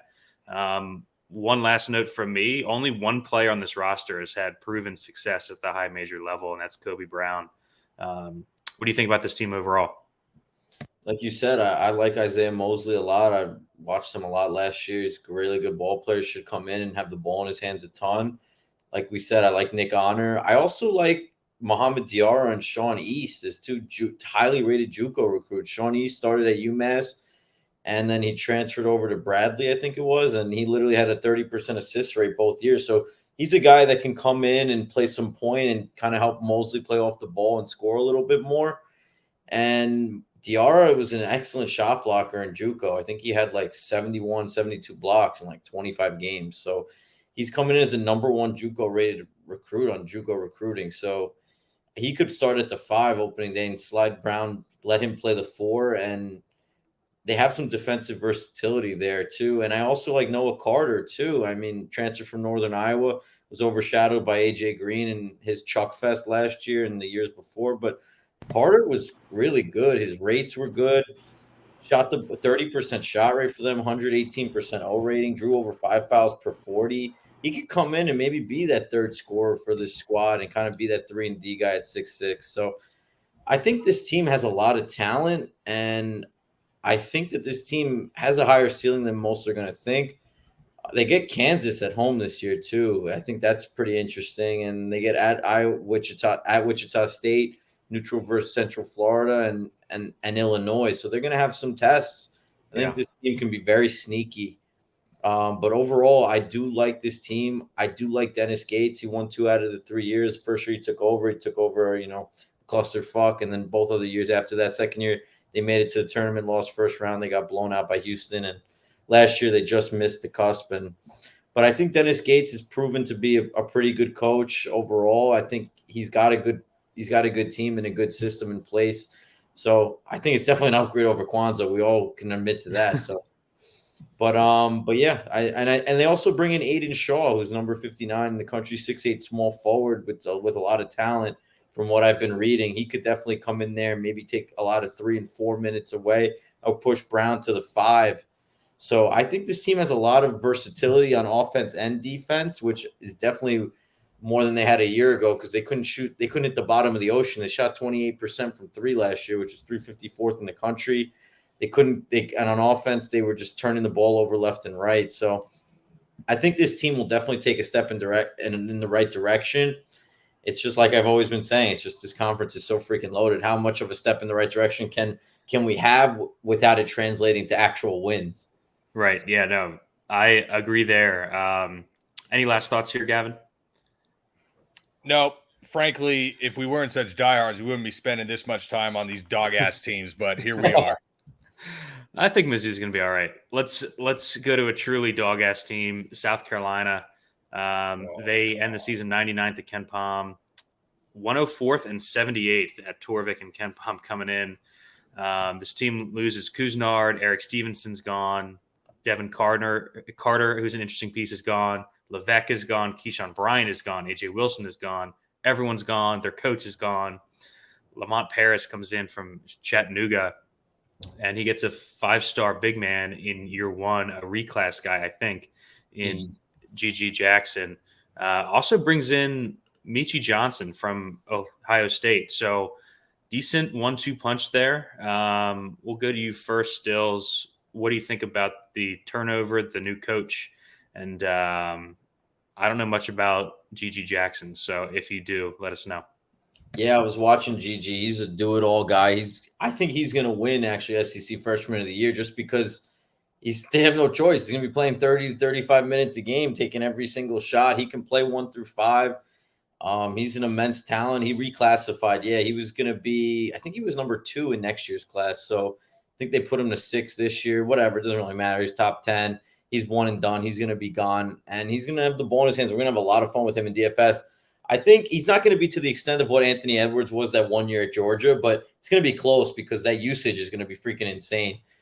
And like you said, Michi should take the keys at point from day one, and then figuring out the rest of this roster is going to be a clusterfuck.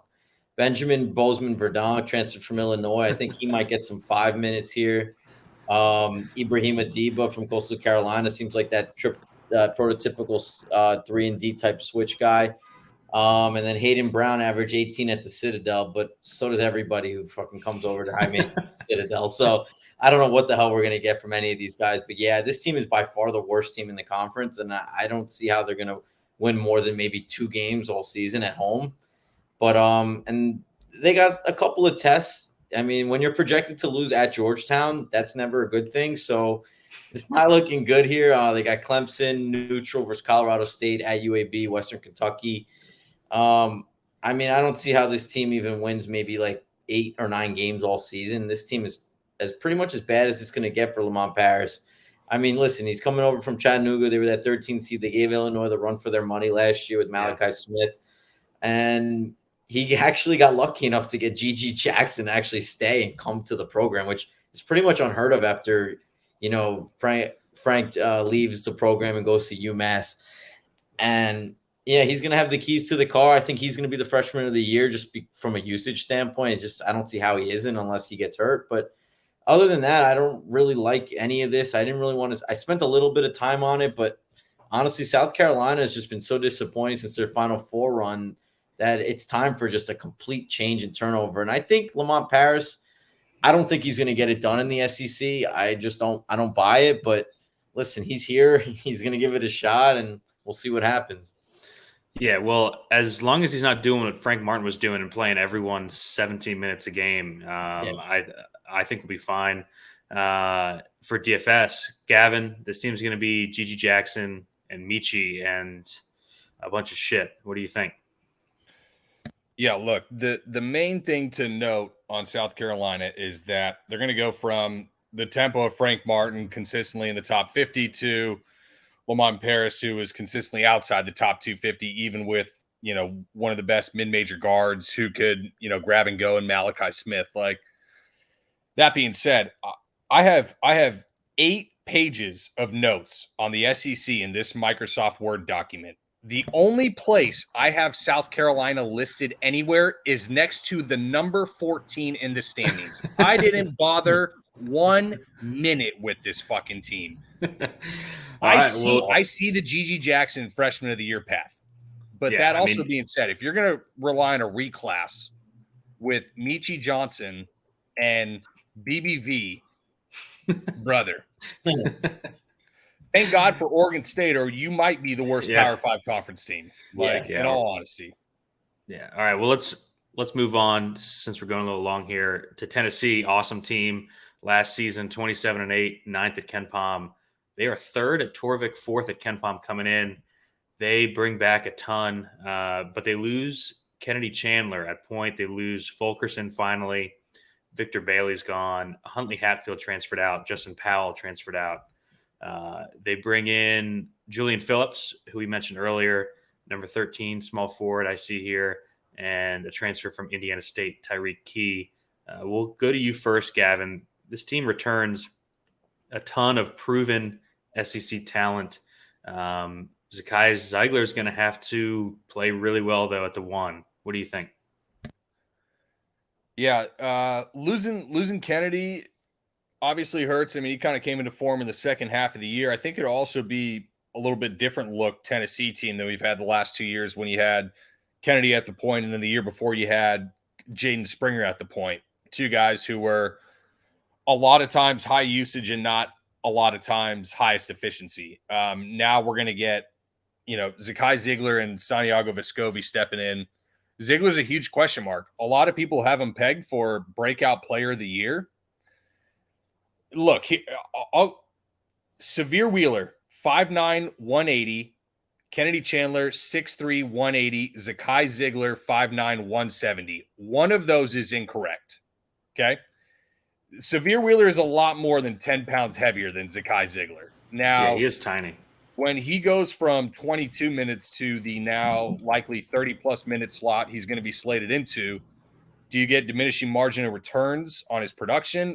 I tend to think so, especially as you start to wear in late into the conference. And if it's hinging on a lot of their progress on him, you worry about the ceiling of the team. Inevitably, I think that they still battle for Arkansas for second in the conference. Like I said, I don't know if they have the ceiling of Arkansas, but I still think that the night-to-night consistency that Vescovi, that JJJ, and what Nkamwa should bring and what I feel should be a big step-up spot probably breaks him over the three Frosh of Arkansas. Yeah, I think this team is really safe to have a good year. Stills, what do you think about the overall roster? We know a ton of these guys from the last few years, frankly. Yeah, I mean, listen, they returned 3 starters, and Zakai Ziegler was basically a 4th starter for them. He's just going to basically replace Kennedy Chandler in the starting lineup, and then you add Julian Phillips, you add Tyreek Key, who's a veteran defender who come in and into a reserve role and play good defense, make some shots for them. And BJ Edwards is number 106 in the class. He could probably come in and grab some minutes. And then we're waiting to see what are we going to get from the bigs. Like, are we going to pretty much, is this lineup going to be small with Hummel at the 5 a lot, and they're going to play a lot of 4 guard with Vescovi, JJJ, Ziegler, and Phillips? I'd love that. I love that too. I think that's going to be their best 5. And then is Jonas Adu ever going to get some minutes? Man, top 100 recruit. I thought he was going to be better but he doesn't even touch the court. And we're going to get anything from Ursos Plavic because he just sneaks into games sometimes, man. Like 3K, plays like 8 minutes, 9 minutes, and he'll hit the slate. Just start him until he fouls twice and then yank him. Put Adu in when he fouls twice, then run Nkamwa 5-ball center. Yeah, so I mean, we the nice thing about this team is it's one of the few teams in the conference we actually know where the ball's going to go for the most part and what the offense is going to be predicated on. So I do like that. And their non-conference, they got Colorado semi-home. They're going to destroy Butler, Maryland on a neutral, and at Arizona. So not the greatest non-conference schedule, but the veteran leadership on this team, I don't see them going under 3 in the conference. It's just a matter of, is Rick Barnes going to get it done in the postseason, man? Every time we think he's got the squad to get it done, he hasn't made it to the Sweet 16, and he's only made it once in his 7-year tenure at Tennessee. He's got another, prototypical Sweet 16 team this year. It's just, we're going to have enough to get over the hump. I really like Humwa at the 5. I think that team is definitely their highest versatility lineup. It's just, can Humwa handle battling with these premier bigs in the SEC with playing the 5? Like, is he going to bang with Castleton, Shigwe, KJ, and, Arkansas, Auburn's like 7 bigs above 6'10"? Like, the offensive glass might be a problem for this team, I think, a little bit, if they're not going to at least bang with Plavic, at least bang with some Adu to mix it in there. But overall, I think that 4-guard lineup is going to cause a lot of problems. But, yeah, I mean, I really like this team. I kind of have them slotted in that 3-4 seed range, similar to last year. I think their ceiling of this team is kind of similar, maybe a little less than last year, just because I think Kennedy Chandler was just so freaking good. And I don't know if Ziegler is going to be that good. But they have Ziegler pegged as second team all conference in the preseason, which I thought was a little surprising. Yeah, that's surprising for me. I mean, like Gavin said, everyone's just kind of penciling into being this like stud playing 32 minutes a game. He was like a number 261 recruit last year and kind of surprised people. Definitely surprised me with how much he played last year. I think he'll be solid, but I don't think he's going to be awesome. I think this is JJJ's team. God damn, he is good. He's awesome defensively. The fantasy points per minute are high. I think he gets a little more usage on this team. So I like him a ton. I think he's kind of the rock of this roster, Gavin. Any more thoughts on Tennessee here? Yeah, not calling Vescovi the Rock is, I mean, just grossly negligent, and you should frankly be fired at your position and stoned to death where you stand. I mean, you're talking about there are 6 players when you look at returning production in the conference. Okay, there's 6 guys that show up in the top 10 in both scoring and rebounding. Vescovi is one of them. Okay, returning top 5. Well, he plays in the whole scoring, damn game. Top 5 in assists, top 5 in assist to turnover ratio, top 5 in 3-pointers made, top 10 in rebounds. I mean. And you're like, I don't want to put him on the first team. You're wrong. You're dead wrong.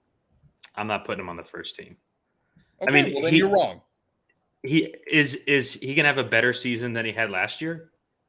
Because he wasn't first team last year, and I don't know. I just don't see him playing Tennessee more. Tennessee is not going to be what their Bart Torvik and Ken Pom ratings suggest. I think they're an offensive piece away from being top 5. I think they're much more likely in the top 10 to 15. But if they are there and not below, it's very much because they're going to play defense. It's a Rick Barnes team. That's fine. It's the question is who's going to score. JJJ is going to score in spurts during games. Vescovi's going to have to be the night-to-night guy, 16, 17 a game with a bullet, not even looking. I mean, he had 13 a game last year on 32 minutes a game. So you just wait. I just don't see him having any more upside than already shooting 40% from 3.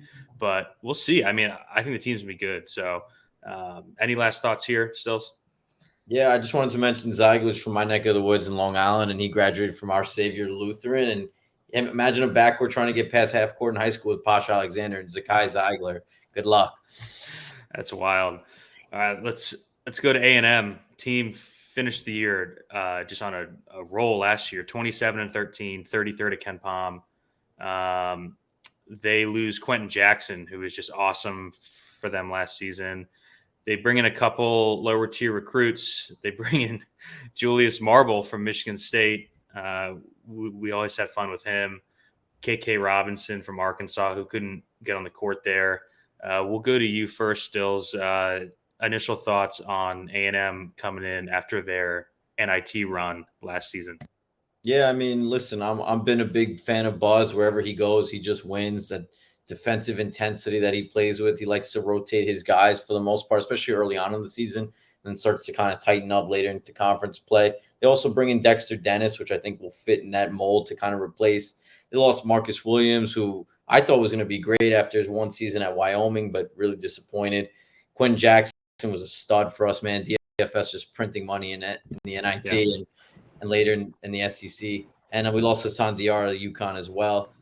Dexter Dennis, I like. I mean, always, him and Council were kind of 2 of my favorite guys at Wichita State. I think he's going to come in and make an impact and be an immediate impact guy for them. And I also really like Anderson Garcia, transferred from Mississippi State. Howland wouldn't get him minutes early in the season. When he finally let him get some minutes, he started tearing up some slates for us as a cheap value. And they also bring in Solomon Washington, who's a top 150 kid who probably will rot the bench this year. But I think we're going to start seeing the ascension of Wade Taylor IV. I think, Quentin Jackson's gone, Williams is gone, Diarra's gone. He's kind of that next man up to have the ball in his hands a ton. He'll be alongside probably Tyrese Radford, the lefty from Virginia Tech, as you know very well, Steve. Mm-hmm. Elite rebounder, but, I thought Tyrese was going to be able to stay at that level he was at Virginia Tech as that kind of second or third option, but he really fell off last year, and we'll see how he does because Buzz loves to play 10 guys, and that was kind of the enigma we struggled with all year.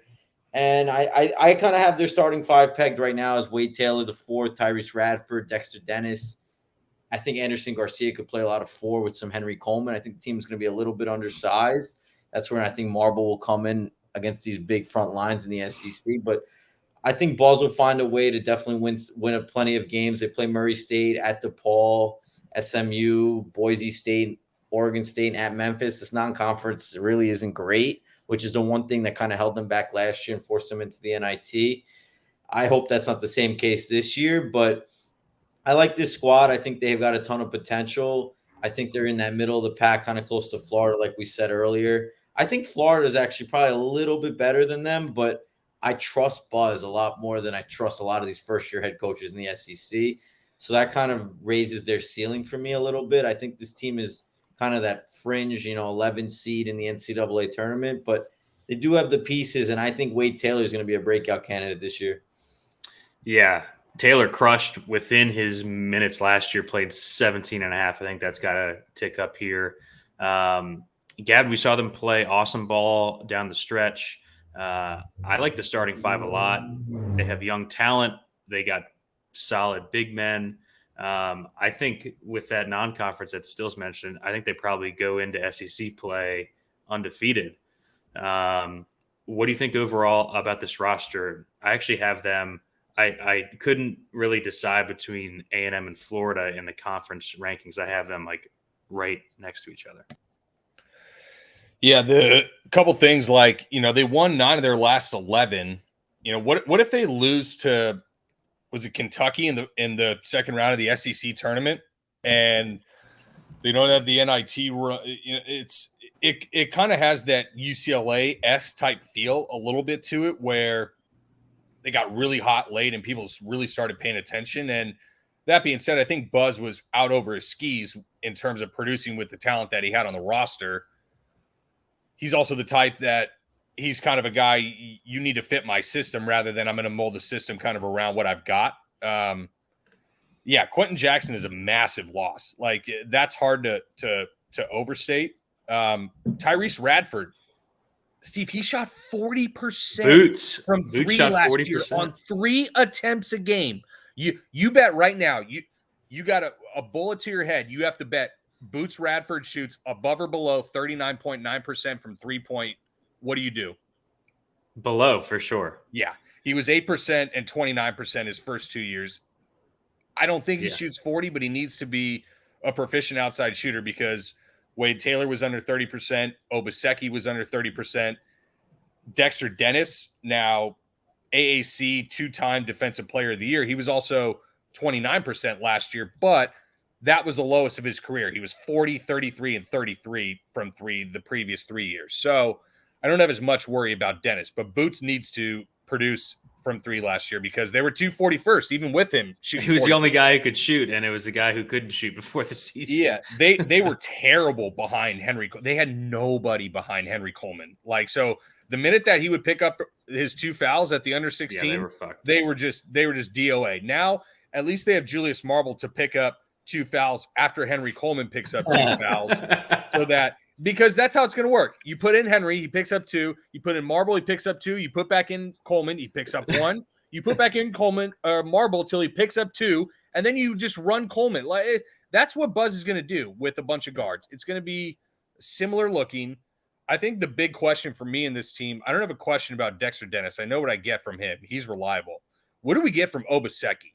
Former 5-star guy. They were really good when they started him at the end of the year. Yeah. He's the big question mark for me. If he takes a big step forward and starts to look, he doesn't have to be Quentin Jackson, but he has to start at least showing spurts of Quentin Jackson type capabilities. Same type of size, 6'6", 6'7" guy, wing player. He's the big question mark for the team. I can't get there top 25. I just can't. And I like the talent of Florida, so I go Florida over them, but substantially over the next tier teams for A&M for me. Probably in the range of 30 to 40, in my opinion. Yeah, I'm about that same range. I think they flirt with the top 25, are probably in it like to start SEC play just based on this schedule. Stills, any last thoughts here? My last note was they were 340th in defensive rebounding last season. Hopefully Marble can clean that up a bit. Yeah, I mean, when they're playing Coleman at 6'8", and then he would come out of the game and they're running, Obaseki at 6'4" at the 4. They just couldn't rebound. They just get killed. Yeah, they were just getting killed night in and night out. I mean, they wouldn't even play Javonte Brown any freaking minutes. So, like you said, struggled on the offensive glass. They got blocked a ton. I think Marble will help some, but I don't think they did enough there to really solidify themselves. And the SEC's got the best bigs in the country, so it's really going to be tough for them in SEC play. But I think this team is a fringe NCAA tournament team. I think there's no doubt about it. And like we said, who's going to make shots? Yeah. And the Big Ten would like a word. What, with the best the best big guys in the country. Best bigs, yeah. They got a couple of decent there. ones. No, it's a objective, decent argument. I'm just busting balls. Probably more athletic, talented bigs. In the No SEC. question. Yeah. All right, let's go to our last team here since we're running a bit long. We'll be short on Vandy. They were 64th at Ken Palm. Torvik's got him 77th coming in. Ken Palm 66. His team loses Scottie Pippen, Rodney Chapman, Jermaine Mann, all gone. They bring in some up transfers here. Gavin, team's going to be decent. I kind of like a couple of their starters here. We saw Stute really shoot it 43% from deep last year. Liam Robbins, when he can get on the court, has been good, but he's going to have to play more than 18 a game for us to rely on him in daily fantasy. What do you think overall about Vandy? Yeah, you lose two-time, first team All SEC and Scottie Pippen for a team, that's just been bad in conference both years, and he's still been first team. So that's obviously brutal to replace. That being said, you mentioned Liam Robbins. Like, what do we get with a full Liam Robbins? Like, I mean, upside is best defensive center in the conference. Even with Johnny Broom's numbers, even like with what we saw from Oscar Tshiebwe, they can't affect a game at 7 feet, shot blocking and affecting shots the way that Liam Robbins can. So the starting five is really interesting, frankly. Who was the only team to beat Arkansas in Fayetteville during SEC play last year? That would be Vanderbilt. Yep.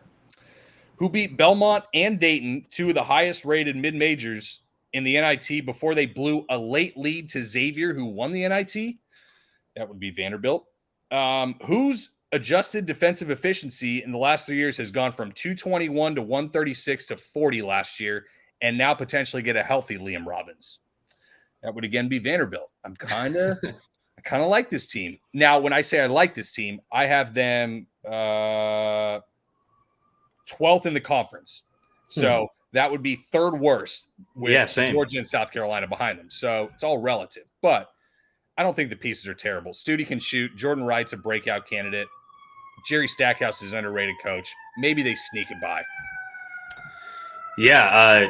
Stills, we saw Jordan Wright kind of play Robin to Pippen's Batman last year. I think he kind of enters in this season as just a huge usage guy for Vandy. What do you think about Jordan Wright and the rest of the roster here? Yeah, I mean, Jordan Wright at times was, like you said, like he was, 16 a game, 5 or 6 rebounds. He'd make shots, defend. He's that kind of big-bodied, wiry wing. And then you got Quentin Malora-Brown, the 3 seniors with Liam Robbins. I mean, that's their core team. It's just, how do you replace Pippen? Like, who's going to be starting at point guard for them? You got Trey Thomas, bringing, the freshman Noah Shelby. Like, it's a lot to ask to replace Pippen. And we saw Pippen at times, man. It was just his freaking team. And I love that team last year on paper. I thought they were in a great position to make that late run, and they played that game in the SEC tournament and really gave Kentucky a run for their money. I thought they had a chance to win that game. Just we never got to see a healthy Liam Robbins. We didn't see Minnesota Liam Robbins, and I was playing him on every fucking slate at 4K. I just could not do it. I had to, because I knew if I didn't. And then every time I did, he'd pick up 2 fouls, or Stack would play him 15 minutes. And I was just like, what am I doing? But yeah, I mean, the conference for them, they're playing a neutral against St. Mary's. They got at VCU, neutral versus NC State, Memphis. Not a bad, actually playing a pretty good non-conference compared to half the teams in the conference. It's just, I'm worried about who the hell's going to handle the ball for them. Like, they're so used to Pippen controlling everything, creating every shot for them pretty much, getting in that ball screen, getting downhill. He gets to the free throw line 20 times in some games, and now he's gone, and now we don't know what we're going to get from Liam Robbins. If Jordan Wright can be an alpha in the ACC and the SEC, like, I have so many question marks on offense. Defensively, like Gavin said, like, this team will be there defensively. I'm not worried about that. It's like, it's the same conundrum we had with, what team did we have that issue with where we couldn't score anything on offense? But it's the same kind of issue. Yeah. Ole Miss. Yeah, it's the same issue here. Like, where the hell are points going to come in these games? Like, is Ole Miss versus Vandy going to be first to 45 wins this game? Like, honestly, we'll be slamming that under.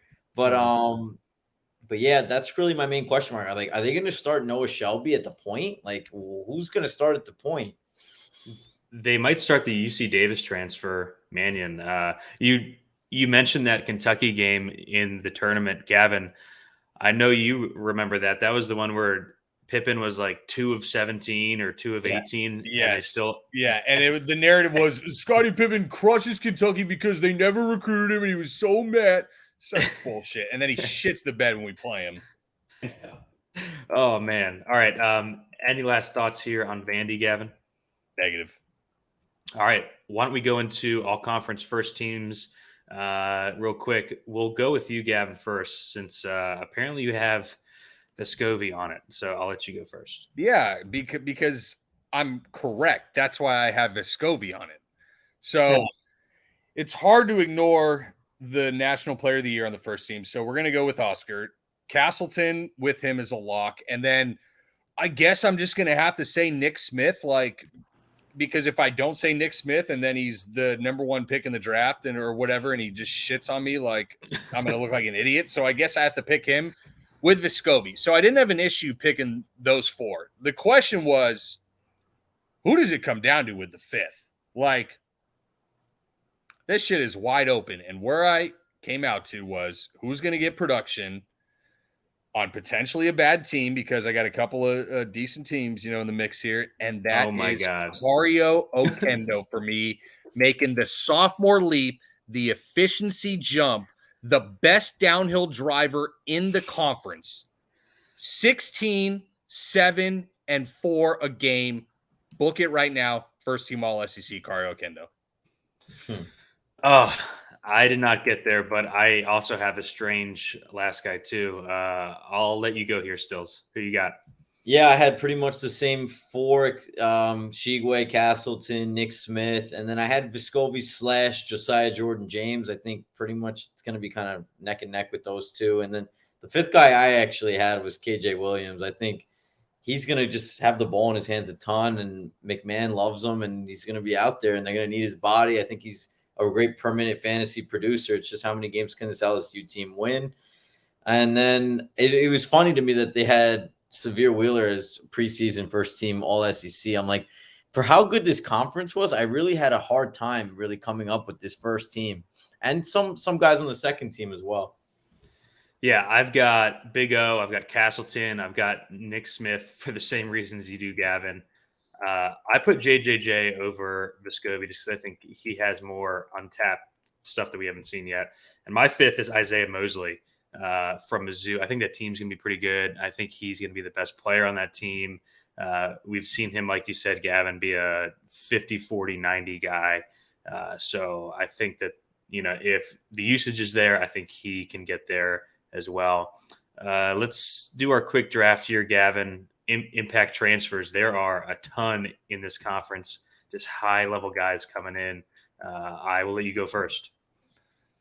Yeah, I think there's 3 guys that are kind of in a tier of their own, given the role increase that they're going to get. But we're going to go with the old avatar, Charles Bediako, because like I said earlier, the guy can completely change the outlook of this Alabama team that has struggled to rebound on the defensive end, that has struggled to defend inside the perimeter, and has needed those steady consistencies, with both. And he's going to have to keep his hands in his pockets, but could be the defensive player of the year in the conference with 29 minutes a game. I wouldn't be that shocked. Yeah. And with what he provides, rim running, with how they want to run, a lot of pick and roll ball screens out on the perimeter, I think there's a ton of upside in terms of what he can. You know what he smells like? He smells like young Mark Williams making the second-year jump. God, I love Mark Williams. I did ask you about impact transfers, but we'll go with breakout guys. I'll go with. That's Jacob what I heard. Toppin. I'm just old. I don't hear very well. You just wanted to talk about Bediako. It's fine. Pretty much. I'll go with Toppin from Kentucky. I think that he's going to step into a big increase in minutes, and I think his role will increase as well at the same time on a good team. So I think if he plays well, especially early, I think that he could earn just a really, really good role on a team where he's going to have a bunch of opportunity. Who you got here as a breakout guy, Stills? The breakout guy that I have from what I've been reading, I like Adam Miller a lot from LSU. I think he's going to make that leap coming back from the torn ACL. He's been 9 weeks into rehab. He's looked great on 5-on-5s. They're not pushing him too hard, but I've seen that ceiling at Illinois. I really like his game. I really like that the offense is probably going to be running through him and KJ, and I think the minutes are going to be there. The pace should be fine. I think Adam Miller is going to be a pretty good guy from deep. He's going to be a good DFS target for us. I think he's, a second team type SEC guy, and I think he's going to have a big year. Yeah, no, that's a good one. Gavin, was there anyone else on your list? I had Wade Taylor here too from A&M. Just because, I'm never going to say Wade Taylor, but Olivier and Nkamhoua, I think we would be remiss not to talk about on this list. Like, Rick Barnes losing Fulkerson, like that's basically Rick Barnes losing the blank that, when you're a baby and you have your little binky that, Rick Barnes has the same binky, but he's 9 years old and he finally got rid of it with John Fulkerson. Now the offense, I think, can at least be a little bit more unleashed with a guy that can play in and out with good foot speed in Nkamhoua. I think he has a ton of upside to be a key cog in what I see to be one of the top 3 teams in the conference. And then the other main one I had was Anselm, given how poor Georgia was inside defensively and what he can kind of provide in that realm. But I think we kind of hit on most of them. Yeah. Anyone else for you stills on the breakout guys list? Yeah, like you said earlier, like Isaiah Mobley. I think Matthew Moncrief can take it to the next level. And I also like Deshaun Ruffin. So, yep. All right. I'll go first with the impact transfer since mine's on my all-conference team. Isaiah Mosley, I think, is just going to be awesome. We've seen him be good. He played well against good competition. The usage is just going to be, I think, highest of all the transfers outside of possibly the LSU guys. We'll go to you stills. You can draft second here. Impact transfer. I mean, obviously I could go KJ since I put him in my first team, but I really like Kyle Lofton. I think he's going to get the keys to the car day one. He's going to play a lot of minutes for this Florida team. He's going to play with the best complement of guys that I think he's ever played with, and he's actually going to have support. He won't have to play 40 minutes a game and really be on his last legs every game. I think Kyle Lofton's going to be, maybe he could sneak into that second team, third team conversation. I think the veteran presence, he could definitely help this team take it to another level. So I like Kyle Lofton. Yeah, love the fit there. Gavin, there are a couple good guys left on the board. Who you want? Yeah, you know me. I'm never going to take a popular one. So we'll call it, Johnny Broome is out there. It is what it is. Johnny Broome is one of the best transfers in the portal. But Trevon Brazile, man, going into his sophomore year, some freak athleticism, inside-out tool set, sneaky rim protection as a small ball 5 or even a long 4 if they want to put Jalen Graham or one of the Mitchell brothers underneath. Per 40 rates, 12, 9, and 4. Not the most inspiring, but only 2.4 fouls per 40. That's actually better than I kind of thought we were getting with him. I felt like he would foul with relative frequency, but, the numbers told me otherwise. Those are some solid numbers. Top 30 block rate in the country, top 200 rebounding rate, 116th 2-point percentage in the nation. Numbers sustained. I hope he has a good role. Tier A competition. Now he's going to get a versatile spot in one of the best teams in the country. I think he's someone you got to watch out for. Yeah, I like him a lot. Any last words here, stills on transfers? I would just add the LSU guys probably. Yeah, LSU guys. You got KJ, you got Justice Hill. And then also I like Mark Sears. I think Sears. He's going to be an impact guy for Bama, especially with Quinterly out till January. I think it's going to help him solidify himself at the 1 where he was playing all of his time with my boy Jeff Bowles at Ohio. So I like that, and I think the pace is going to be there for him. I also like Dominic Welsh on that team too. We mentioned it earlier. I like Ricky Council. It's a ton of guys, man. I don't think we can say enough. Like, there's a ton of transfers, and it's going to be this way in college basketball, especially since they're allowing this one-time transfer rule. So, Yeah, so we went long here. I think this was the longest of our 6, but we've got 3 guys who have a lot to say. That's a big conference. Quit your bitching. Yeah, it took me forever to write this conference up. I wasn't done talking, Gavin. I was saying we got 14 teams, and we like 10 or 11 of them. So lots of guys to talk about. We had some deep dives here. Gavin, we are done with the previews. No more videos, at least. We might do our sheets on a couple of A10 teams for you. And then we'll see. St. Louis 4-1. Bet online. Stills, thanks for dropping by. A couple hours of your time. Loved having you on. Anything that you want to plug, your Twitter, where people can find you? Yeah, it's at astills45. I'm going to be coming out with a lot more content this year. I have a lot more free time. I cut it down to one job, so it's going to be CBB every day, baby. You're going to follow me with a ton of prize pick content out, and I'm excited for the season to roll around. Let's go Johnnies, baby. Yeah, those college lines on prize picks are usually pretty beatable. Oh, so awesome.